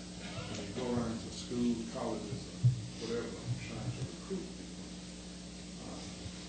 the interest pretty well is turned off when most people ask you what you pay. And I have participated in fairs, and it's kind of embarrassing when you represent law enforcement compared to any other profession. And kids, college or whatever, are coming through and want to know what you're doing. They are interested in the highlight of it or whatever. But when you come down, they say, well, what are you paying? That's automatically turn them off and they move on to the other one. So that is very important. It is. We have a generation that, you're right, Representative, it's kind of the convenience store mentality. What can I get right now? That's right. I don't want to pay for it. I want to grab it off the shelf. I don't want to wait in line, and I want to go. And when you look at those comparisons, that is a turnoff. I think a problem that we've created in the past, when we've addressed only the bottom line and have not spread that across the board, is we find ourselves in a salary compression problem, where we hire folks at that new rate, we train them, and we put them on the road, and they're making within $1,000 or $1,500 of their first-line supervisors that have been there 5 and 10 years. So when we address or look at the bottom line, you're right, that does help. Whenever you can raise the bottom line, that helps in your recruitment. But I think we go into dangerous ground with our existing employees and can have a retention problem when we place that new hiree almost at the same salary that we've had people for 5 and 10 years. A retention problem and a huge morale problem. You see, you went through a large retirement phase about between, what was that around? Last part was about 2001. That was when the 1999 to 2001, there sir. was a real good little benefit package at that time. I believe it was around 90% of the pay. Yes, sir. Was a great incentive Yes, for sir. people to stick around.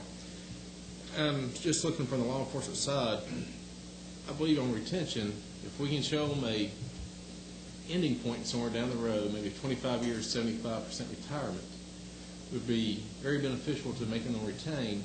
In Florida, since they just changed things, I don't know if they still do it, I think they do though. The day they retire, the very next day they come back as a contract worker. The drop program, yes, sir. And then they continue their same pay that Yes, sir. they just had the day before they retired. And the retirement is placed in a savings account And for their them. retirement is placed in a savings account. They can work 5, 10 years, retire, and they get that in a lump sum. Of course, they got to pay the taxes, but they get that in a lump sum. And I think that'd be very appealing to many of our troopers nowadays to give them that retention that we got to have, because we're just losing too many good troopers right now. We're losing that long time experience. The folks that, in the end, guide the new folks to how the job should be done, how citizens should be treating. We don't have that experience anymore. Any other questions of, When did the state fair put you on stuff? Raises? When all state employees lost their step raises, sir. What year was that? I believe it was 95 or 96. It was the food tax that was removed, and that's what produced the funds for step raises. I'll throw in there are 2 groups of employees within state government, judicial, and teachers that still benefit from that type of raise. and they're not state employees. One.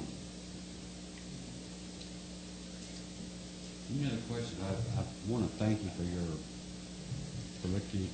what's the word for Hercules-like? No problem, For your sir. Superman effort in helping us to acquire a lot of this information has been very valuable. And also for what you guys are doing. I don't think it's that. I don't think it's going to be politically correct for me to say this, but I don't see how there's any other way but to say that the cost of public safety is going to go up. With all the expectations that there are from the feds to our realities, to our own laws that we crank out year after year, and the enforcement of those, it's going to go up. And in my opinion, if we don't start paying now for the recruitment, make it attractive to come to work here, to stay here, and make a career of it, we're going to pay later. And I think we've heard testimony from a number of people earlier who've attested to that. And would it not be wiser of the state to go ahead now and invest the money up front in keeping people, rather than having to keep retraining those that are recycled to other governments? But you guys have done a good job, and I feel like you guys have carried a lot of the workload on your own backs, and I believe unfairly. So y'all hang in there. We'll see what we can do. We understand that the governor is going to do what we say to do, and I'm glad to hear him say that. We're hopeful that we'll come up with something that will be workable. Thank you, Mr. Chairman. And please note that I said that to you, Chief. I need to step out, and the Vice Chair, Mr. Bernard, is going to take over from here. Final call on Dwayne Hart at this time. Five for Chiefs of Police.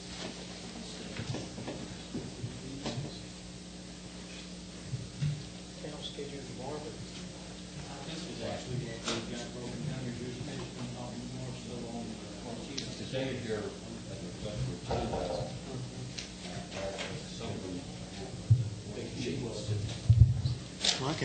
I can go on and do all of it today then, and I don't think it'll change my comments any.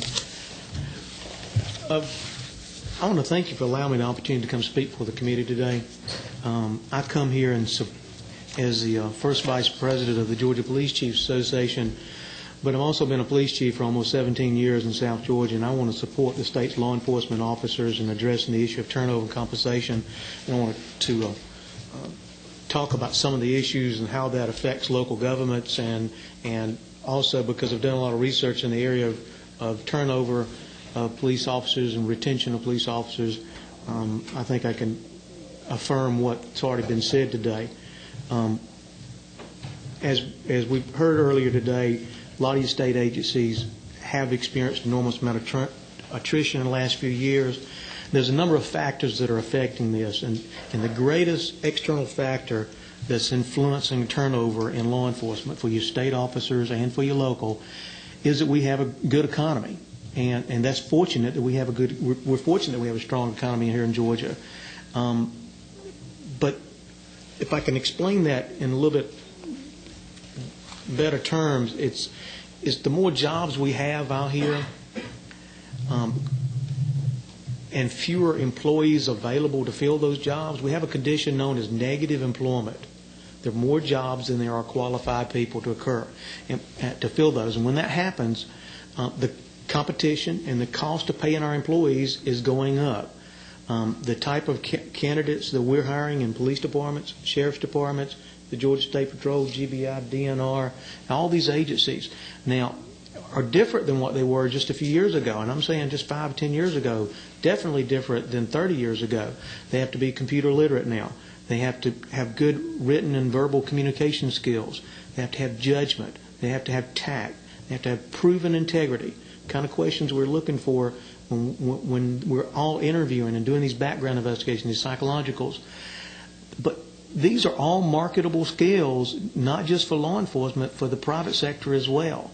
And they're transportable. Now, I heard some talk also about law enforcement versus regular employees. Well, I also heard Commissioner Donald talking about the issue of trying to fill shifts. And I use this oftentimes in my budget. We're not just working 8 hours a day. We're working 5 times that, because we're working 24 hours a day, 7 days a week. And for some agencies, that's a much more difficult situation when trying to attract employees that know they may have to work today, then do them tomorrow night, and then the early morning shift the next morning, like the state troopers are doing. Just past Christmas, we had a homicide on New Year's Eve. Christmas Eve. And so the agents that came and worked that case ended up working Christmas Eve, Christmas Day, and the day after Christmas, and didn't get to spend any time with their families. Now, our employees, I'm going to say some things in a very business-like way, but it's very complimentary, but it's just a matter of fact. They're always weighing the options that I have for them individually and for their family's interest. They have to weigh their own self-interest. And the bottom line is people leave for other opportunities they perceive better because, quite frankly, they can. You have good police officers and good state law enforcement officers across the state. The issues that are in the media so often today about bad performance are isolated, and that's why they're still in the news, is because they're still isolated. If it was commonplace everyday occurrence, the news media wouldn't be covering those kinds of things. The overwhelming majority of our officers are hardworking, dedicated people that want to do the right thing. And these best officers that we have are marketable and more likely to be poached away, and that's what we call it. They poach employee, not just by another agency, but by law enforcement, by the private sector as well. When this situation occurs, we talked about negative employment, the employees start to control that employer-employee contract. It used to be 25 years ago when many of us joined into law enforcement that are reaching their higher ranks now. You joined on knowing that you're going to be in law enforcement for 25, 30 years and offered long-term employment for doing that. Well, today we don't have that. The employees control that contract.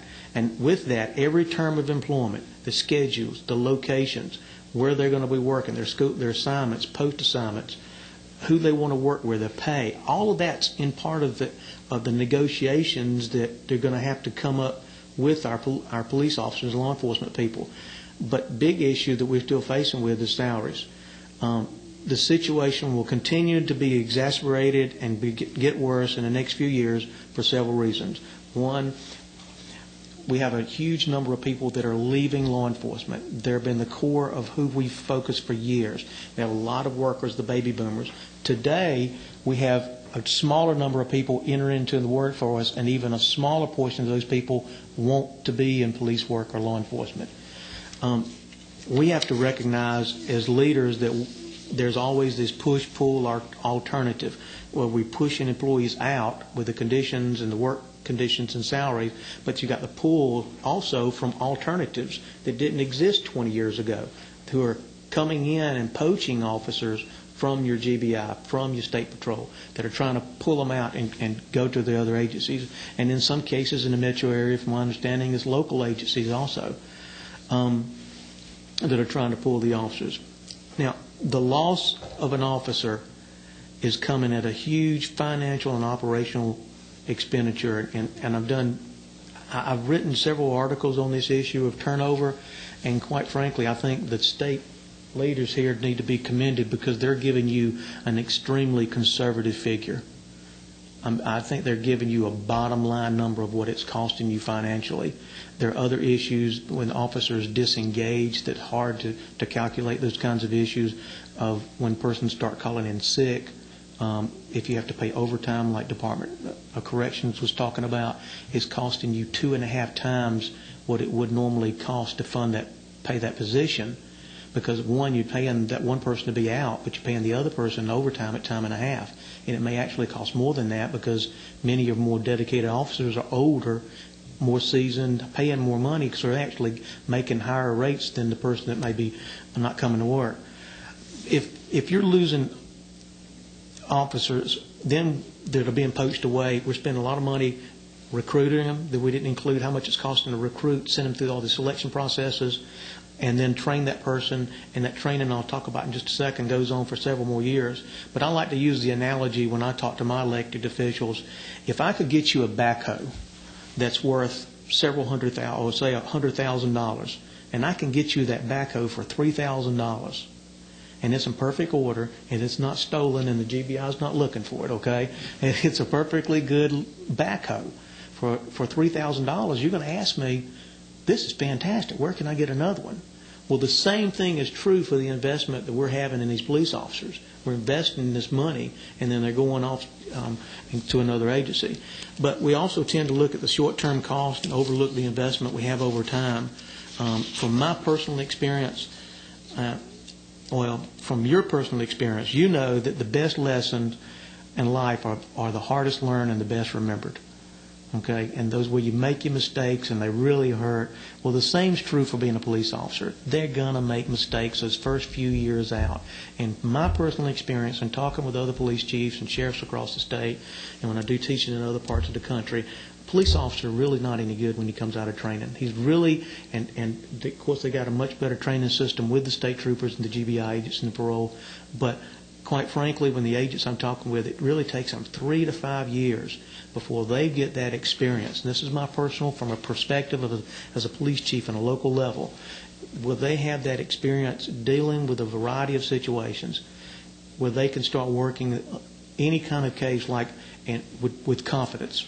And you have confidence in them when you call them. And when an agency like the FBI or DEA gets an officer that's a proven product, they get it without a substantial investment that the state's already making. The agencies with higher attrition with these younger officers, they're going to make more mistakes. They're going to have more complaints on them. As you may have received on some of the officers over the years, I know that I get them on my young officers.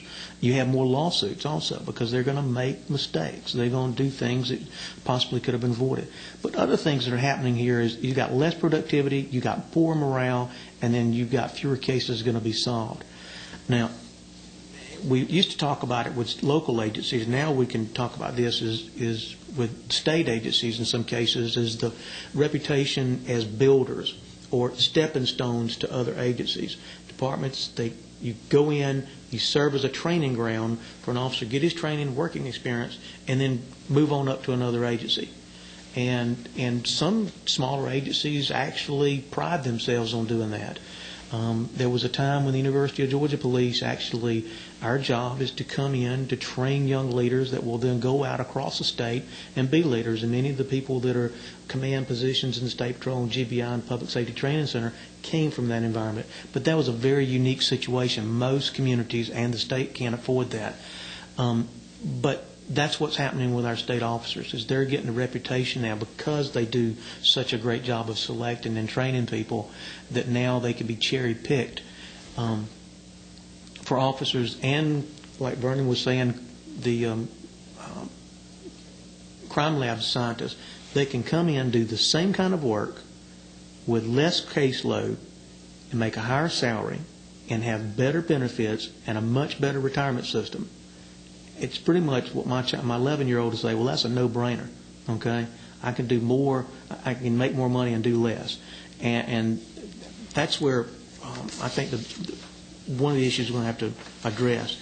Now, in the last few years, Vernon spoke this morning about the attrition that occurred and using that to address the backlog in the state crime lab. That was very beneficial for the criminal justice system across the state. The crime lab has been able to reduce that number back to a very reasonable level. That's been instrumental in helping law enforcement agencies accelerate investigations and reducing the number of cases pending before the courts. They've also made a lot of progress with the CODIS system. If you remember, is the combined DNA identification system.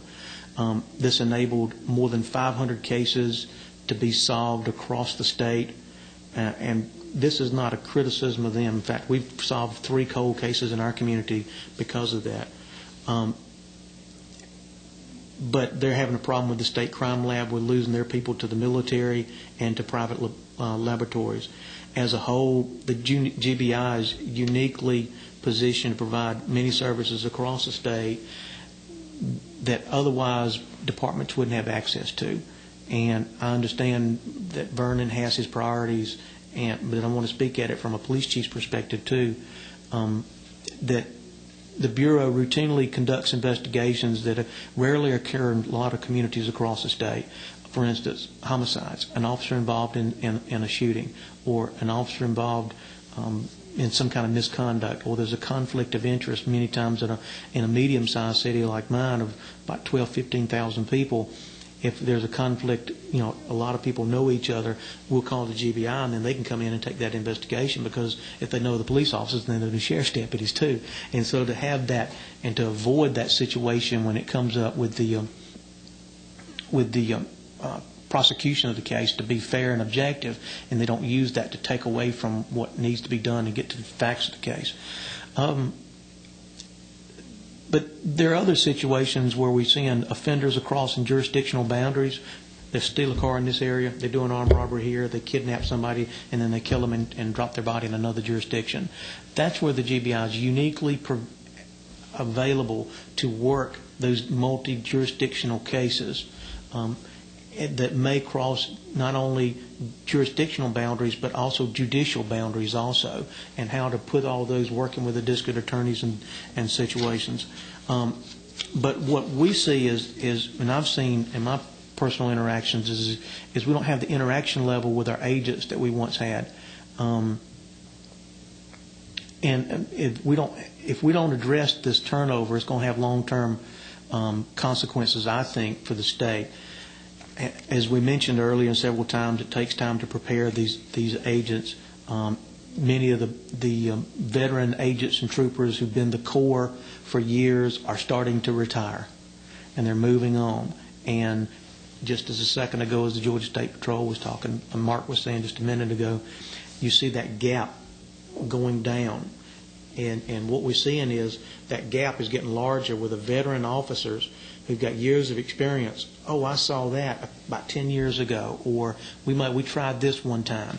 And that wealth of experience, and the only way to get it is get out to do it. That wealth is coming up. In the meanwhile, this number's staying or actually going down. And before long, they're going to be gone, and then you're going to have these people at the bottom that you don't have that strength and that depth that you need in the agency. And that's one of those critical things that we're going to have to build, and I think we're trying to address here, is to build that depth so you have a succession plan, a succession ladder within your agency as people continuously moving in and replacements are going in. We have that middle management gap right there. Now the Bureau staffing, what we've seen is staffing shortages have limited their agencies to interact with local agencies, where we would used to see an agent several times a day or a week stopping in, networking. They'd be continually networking or exchanging information. We would solve cases oftentimes by information we gathered in our community and other jurisdictions. We now see that agent about once a month. And again, this is not a criticism of the Georgia Bureau of Investigation. I am one of their strongest proponents and strongest supporters. If we had a homicide case, we would have 4 or 6 agents show up on scene to help us. Now we get 1 to 3 agents. Now, if it's a really bad scene and we need them, they'll find agents to come in and support us. But from a realistic, practical perspective, what happens is it takes longer to follow up on those leads, to put those agents out there following up. And because of that, leads go cold or people change their mind. They don't want to talk to you. So you spend more time doing the interview process to get the statements and the facts out to them. And because of that, I know that the state has filled its vacancies in other areas, but I really would encourage in the next year or two to try to go back up with that staffing level and that field agents positions. Now, from another perspective, we're starting to see, and I'm starting to see across the state, a large number of people converging on small communities and smaller versions of what we used to see in Freaknik and Orange Crush. Those crowds are overwhelming the ability of the local law enforcement departments. I have that issue on Easter. I know there's a community in kind of north central part of the state. A couple of weeks after me have that problem. Thomaston has it on what they celebrate as Emancipation Proclamation Day. 4th of July have an issue with that. And your other local agencies they're overwhelmed. They don't have the resources to house a rowdy crowd like the Freaknik Orange Crush of 5,000 to 8,000 people. And we call upon the troopers, and then you have to plan these things out for weeks in advance because they don't have the staff to send it either. And then on 4th of July, again, because of the staffing issues they're having to address, they're busy at the state parks and state celebrations, and also working the interstate, that they can't help the locals out with the crowds that many times they were there to support what we were doing there. Now, many local departments are having problems staffing people just like the state is. And I want to voice this because the academy system right now is working at full capacity. And as local departments continue to have high turnover and hire additional staff people, it increases in to address those increases that are occurring in population. And if you look at the indicator of what's the greatest predictor of staff levels, is going to be population increases. And as the state's population continues to increase, we continue to see more officers being hired for agencies. So they don't have the current vacancies, they have additional positions they're trying to fill. And what essentially he's trying to say is the academy is going to be put on a greater burden in the next few years, and that we're going to have to make sure that they have the personnel and they have the resources they need to address the basic mandate classes, but also these advanced courses because people are leaving out. Do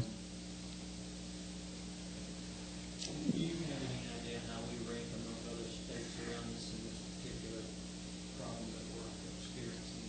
A smaller guy we're getting the lack of help. Other states, do they have a secret we don't know about? Is it all about salary? Or are there other issues that we're? Well, I want to talk for just a second about pay in just a minute, but pay is most often the quoted reason for why there's turnover. It's a nationwide problem because, quite frankly, of the number of issues. We got those baby boomers that are now leaving. We have the generational issue that is occurring. We've raised our standards much higher in the last 10 or 15 years than what they were. and there are more options out there available for them. And like Mark was saying a few minutes ago, a lot of young people, they don't want to work weekends, nights, and holidays, and they don't want to be berated and everything be second-guessed. I mean, so there's generational issues there. The ones that we hiring, the Generation Y people that are just now starting to enter the workforce and really not of where you'd start seeing in state offices yet, they're going to be like our veterans generation, okay, the World War II generation people. But they're going to be like World War II generation on steroids. They're going to be like all the computer skills of Generation X people, but they're going to have these social skills and interacting skills. And we're going to have to change some of our management techniques. But it is a nationwide epidemic. But the state of Georgia, I don't know how we can compare. From the numbers I've seen recently in studies out of North Carolina and other states, it seems like Georgia does have higher numbers of turnover rates. And pay, if I may continue, is pay is extremely important when trying to attract and retain people. Pay gets their attention. And it sends a powerful message to our employees every week when we send them a paycheck of how much they're worth to the state.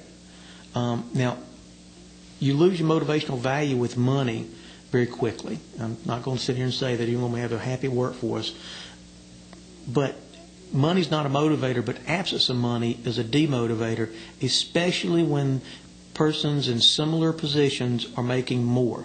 Now, those persons in similar positions can be a number of sources. A, they could be another person in the same department, like Mark was saying with the State Patrol, it's a person through salary compression who's been here 8-10 years and only making just a few $1,000s more than a rookie trooper. Or it could be that you got officers in other agencies that are making $4,000 or $5,000 a year more to do less work, or what we see and described a minute ago with the federal alternative for officers to go and perform very well. But when you pay is factored in with other conditions of employment, like schedules, career development opportunities is another good big issue. Is where only way I can move up is get promoted. The working conditions, the working nights, weekends, all kind of contribute. When I suddenly say, I'm doing this for how much money now, and I can do this somewhere else and be off this weekend with my family. These conditions, they are magnified when they don't feel like they're receiving a fair salary.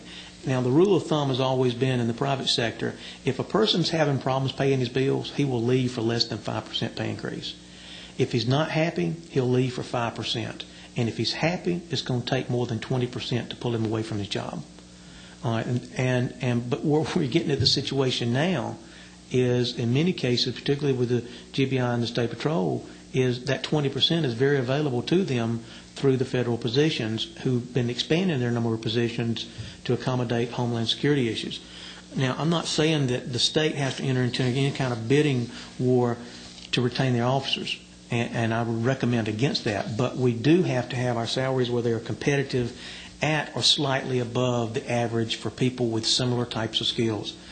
Other compensation issues that have to be addressed with discussions relative to retirement, I would respectfully suggest, and with strong suggestion, that the legislature explore a statewide retirement system for all law enforcement officers to include municipal, county, and state. There's several advantages for the state doing this. One, first, there's several other states across the country that are using this kind of system that allows officers to retire at 55 years of age and then provides a cost of living adjustment for them. The first thing is you're rewarding those officers. Your pay system should reward what you want it to do. A, come in and stay. Okay, and you stay to retirement age, then we'll provide you a good benefit. Over the years, retirement in government was always a little bit better than what it was in the private sector, and that was the incentive for people to stay with the state was, I may make less money now, but I'll have a better retirement system. Well, that's not happening in state or local governments now with 401ks and other things that are occurring.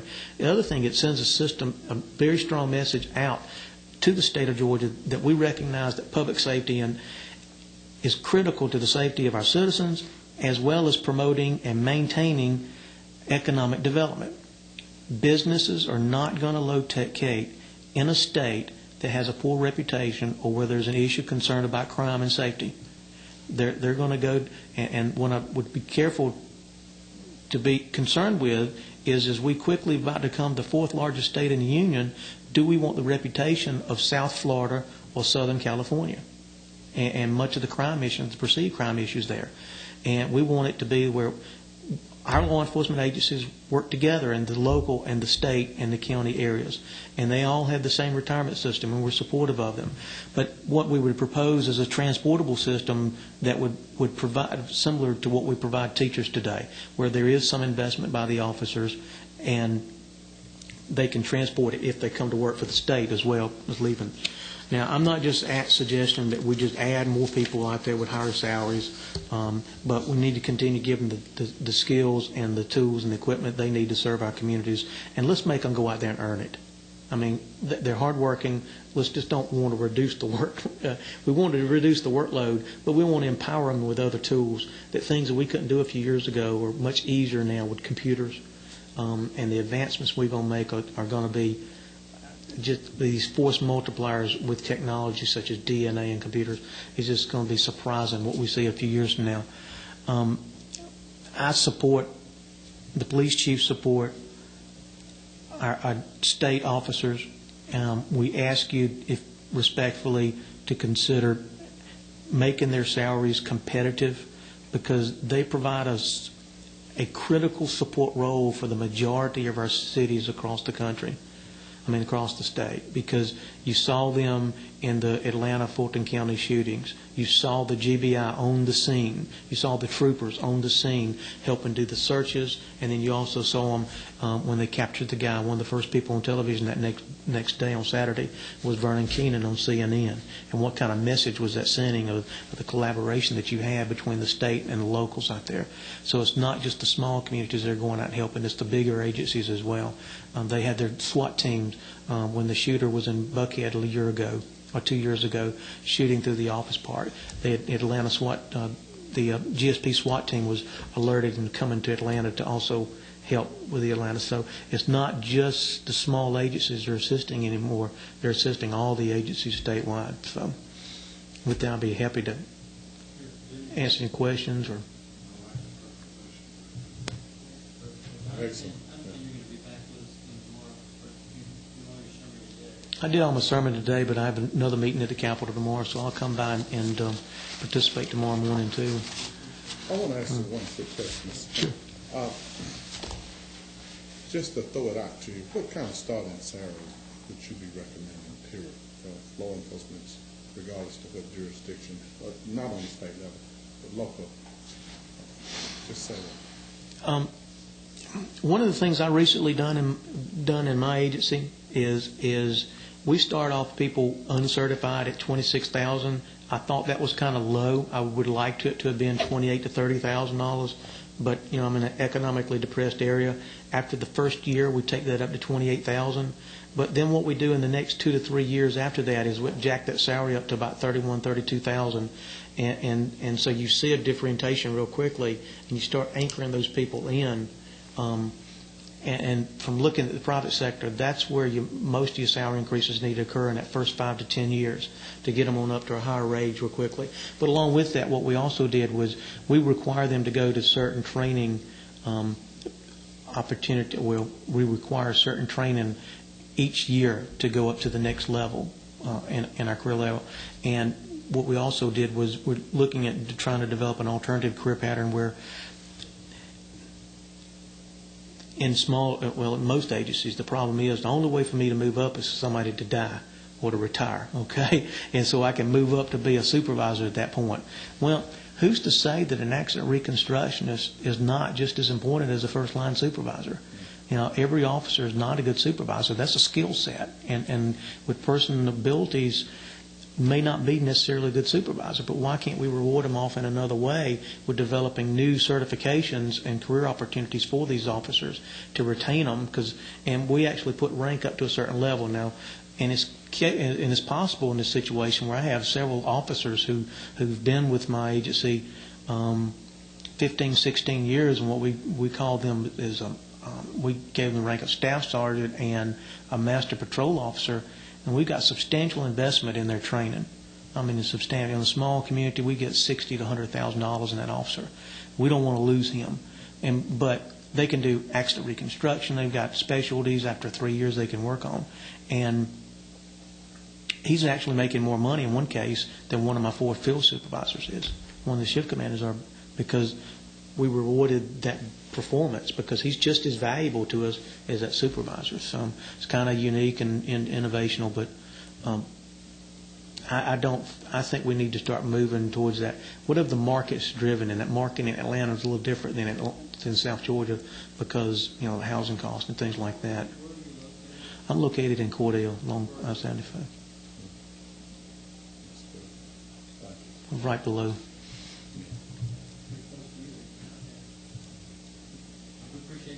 Thank you very much. See you tomorrow morning.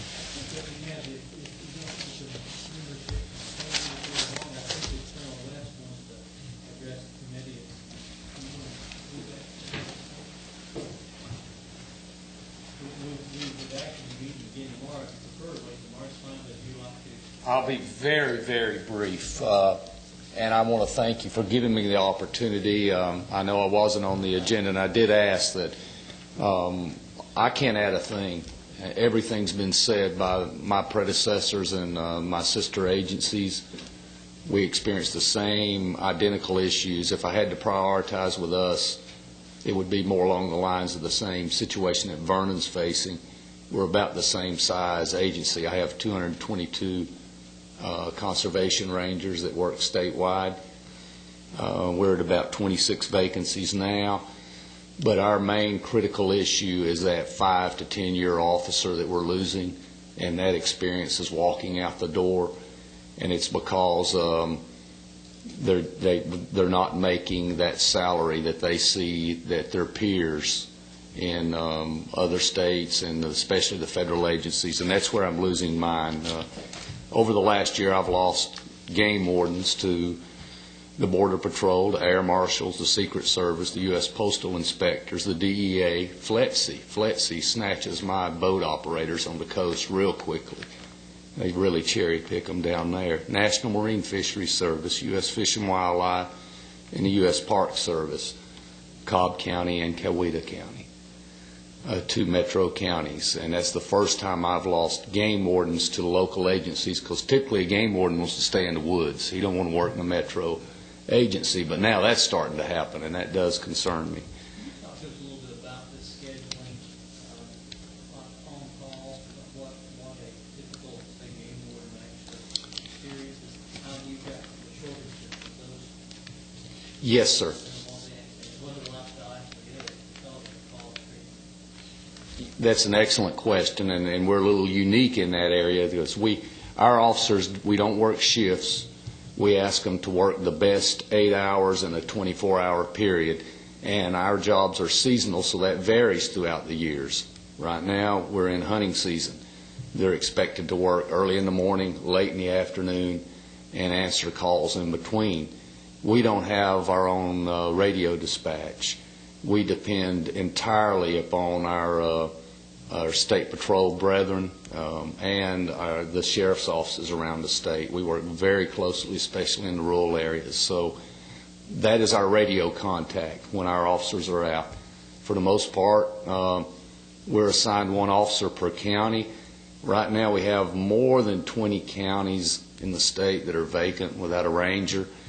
I hear from those sheriffs pretty regularly, when are you going to get me a ranger back? So we work alone a lot. We depend on our local agencies for backup and the troopers and our GBI agents. But no shift work. They don't know what 8 hours they're going to work. That's what's so amazing. They don't know what 8 hours. That's right. The lifestyle of the atmosphere is tough, I would guess. It is. They get 1 weekend a month off, so they're required to work every holiday and 1 weekend a month with their family, which is we give them a long weekend. It's a Friday through Monday off. They're 2 off days, then stagger at various times depending on the schedule they're on. It's always a weekday, never on a holiday. How's your turnover rate compared to the other? It's very comparable with state patrols. We're at 9%. It's what we've been averaging. We'll lose about 20 officers a year out of, like I said, 222 is my force. And about half of those will be retirements is the way it's been going, although our retirements are starting to slow up now. We're about on the exact same trend that Mark described with our the situation of the age of our officers, the age structure. We have the exact same starting salary as the troopers, $31,474. We have maintained our 2-year degree requirement, a 2-year degree or equivalent hours. I would like to maintain that because I have seen it's made a difference with the caliber of officer that we have, but that's becoming increasingly difficult. For us, recruitment's not a big issue. When I hired on in 1984, there were over 1,200 applicants for 14 ranger positions then. This past year, I had 98 applicants for 8 positions. And I hired 8 positions this year using federal money. I had no funding from the state to hire them. I had to have them, so I got approval to use some of my Coast Guard boating money to hire some 8 officers. And they will be primarily boating officers. Except during the winter, they'll do other things. That all we can hire. I'm sitting on 26 other vacancies now. Your voting officers there, are they working the same way Yes, sir. Boating is the one arena of what our primary responsibilities are that is just exploding. More and more boaters, the number of registered boats in this state has been on a steady climb for a 15, 20-year trend now. All of my officers work boating in the summer. I have more boats than I do vehicles. Just to bring this up, I don't know if my other members have it up here, but I was faxed a copy of one of the Rangers that said back in 1986 you had 214 positions, and boats registered in the state was 225,812. In 2006, you are up to 222 positions, and there's now 327,260 boats. Yes, sir. In Georgia. So it's I think that says one ranger to 1,474 boats. And that's not including the increase in visitors, which has increased exponentially. Yes. If you had the ability to take on more rangers, where would you put them?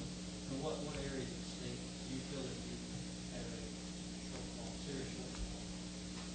Right now, I have some critical areas, and again, it's seasonal. Right now, I have some rural areas where I have officers covering 3 and 4 counties, and it's hard to serve the public when you have a person call and they've got someone trespassing, a hunter trespassing on their property, and they're 3 counties over, to get an officer there to handle that. So that would be an immediate need there, Mr. Chairman. Also, we have a severe shortage on the coast. I have, out of my 26 vacancies, I think I have 8 vacancies in my coastal counties right now. Very fortunate that our shrimp season has been down this year on the coast. Has it always been your department's decision to require that ranger to live within that 3 counties, even though he may be 2 miles from the county line, not to live in the geographic county that he's serving? You say always. It has for a while. We have made some changes since I've been the chief in the last year and a half, and we've made some very significant changes in providing more latitude to the officers there. And no one's ever thought funny. I just observed. I think you have a very interesting business there. From time to time, I've actually gone out and went on the boat with some of your rangers to see what you do. It's a hard job. It's a fascinating job. You just about assume that everybody you come up with is going to have a gun. And so it's a dangerous job. But I was amazed that in the past that you, in the rural areas, you require a ranger to live. If he had a 3-county range, he had to live within those 3 counties, even if his house happened to be 2 miles across the county line that he didn't serve. And I thought that was a little bit odd because you're forcing to sell his house and move into the county, and that was really hard. Yes, sir. That had happened in the past, but we have rectified that for the most part. Yes, sir. That's okay. Just to summarize, though, our issues are exactly the same. I would like to say that the 3% raise that went to my frontline officers are called rangers, conservation rangers. If I could have had the latitude, I would have put it elsewhere because it only exacerbated my compression problem. Now, I've got more of those 5 years officers that are looking around. They're not going to get that raise. These guys, I've got guys I hired last January that got out of the academy in April. They're going to get a 7% raise that's going to put them above their supervisors. And the compression issue is just exacerbated it terribly in my agency. And what we need is some movement, some more to move that up. And again, using Mark's numbers, we're at about the same with a 10-year officer. He can expect to be short of $40,000, 36 to 38 with 10 years. And if he could be around 45 to 50, that would certainly help tremendously.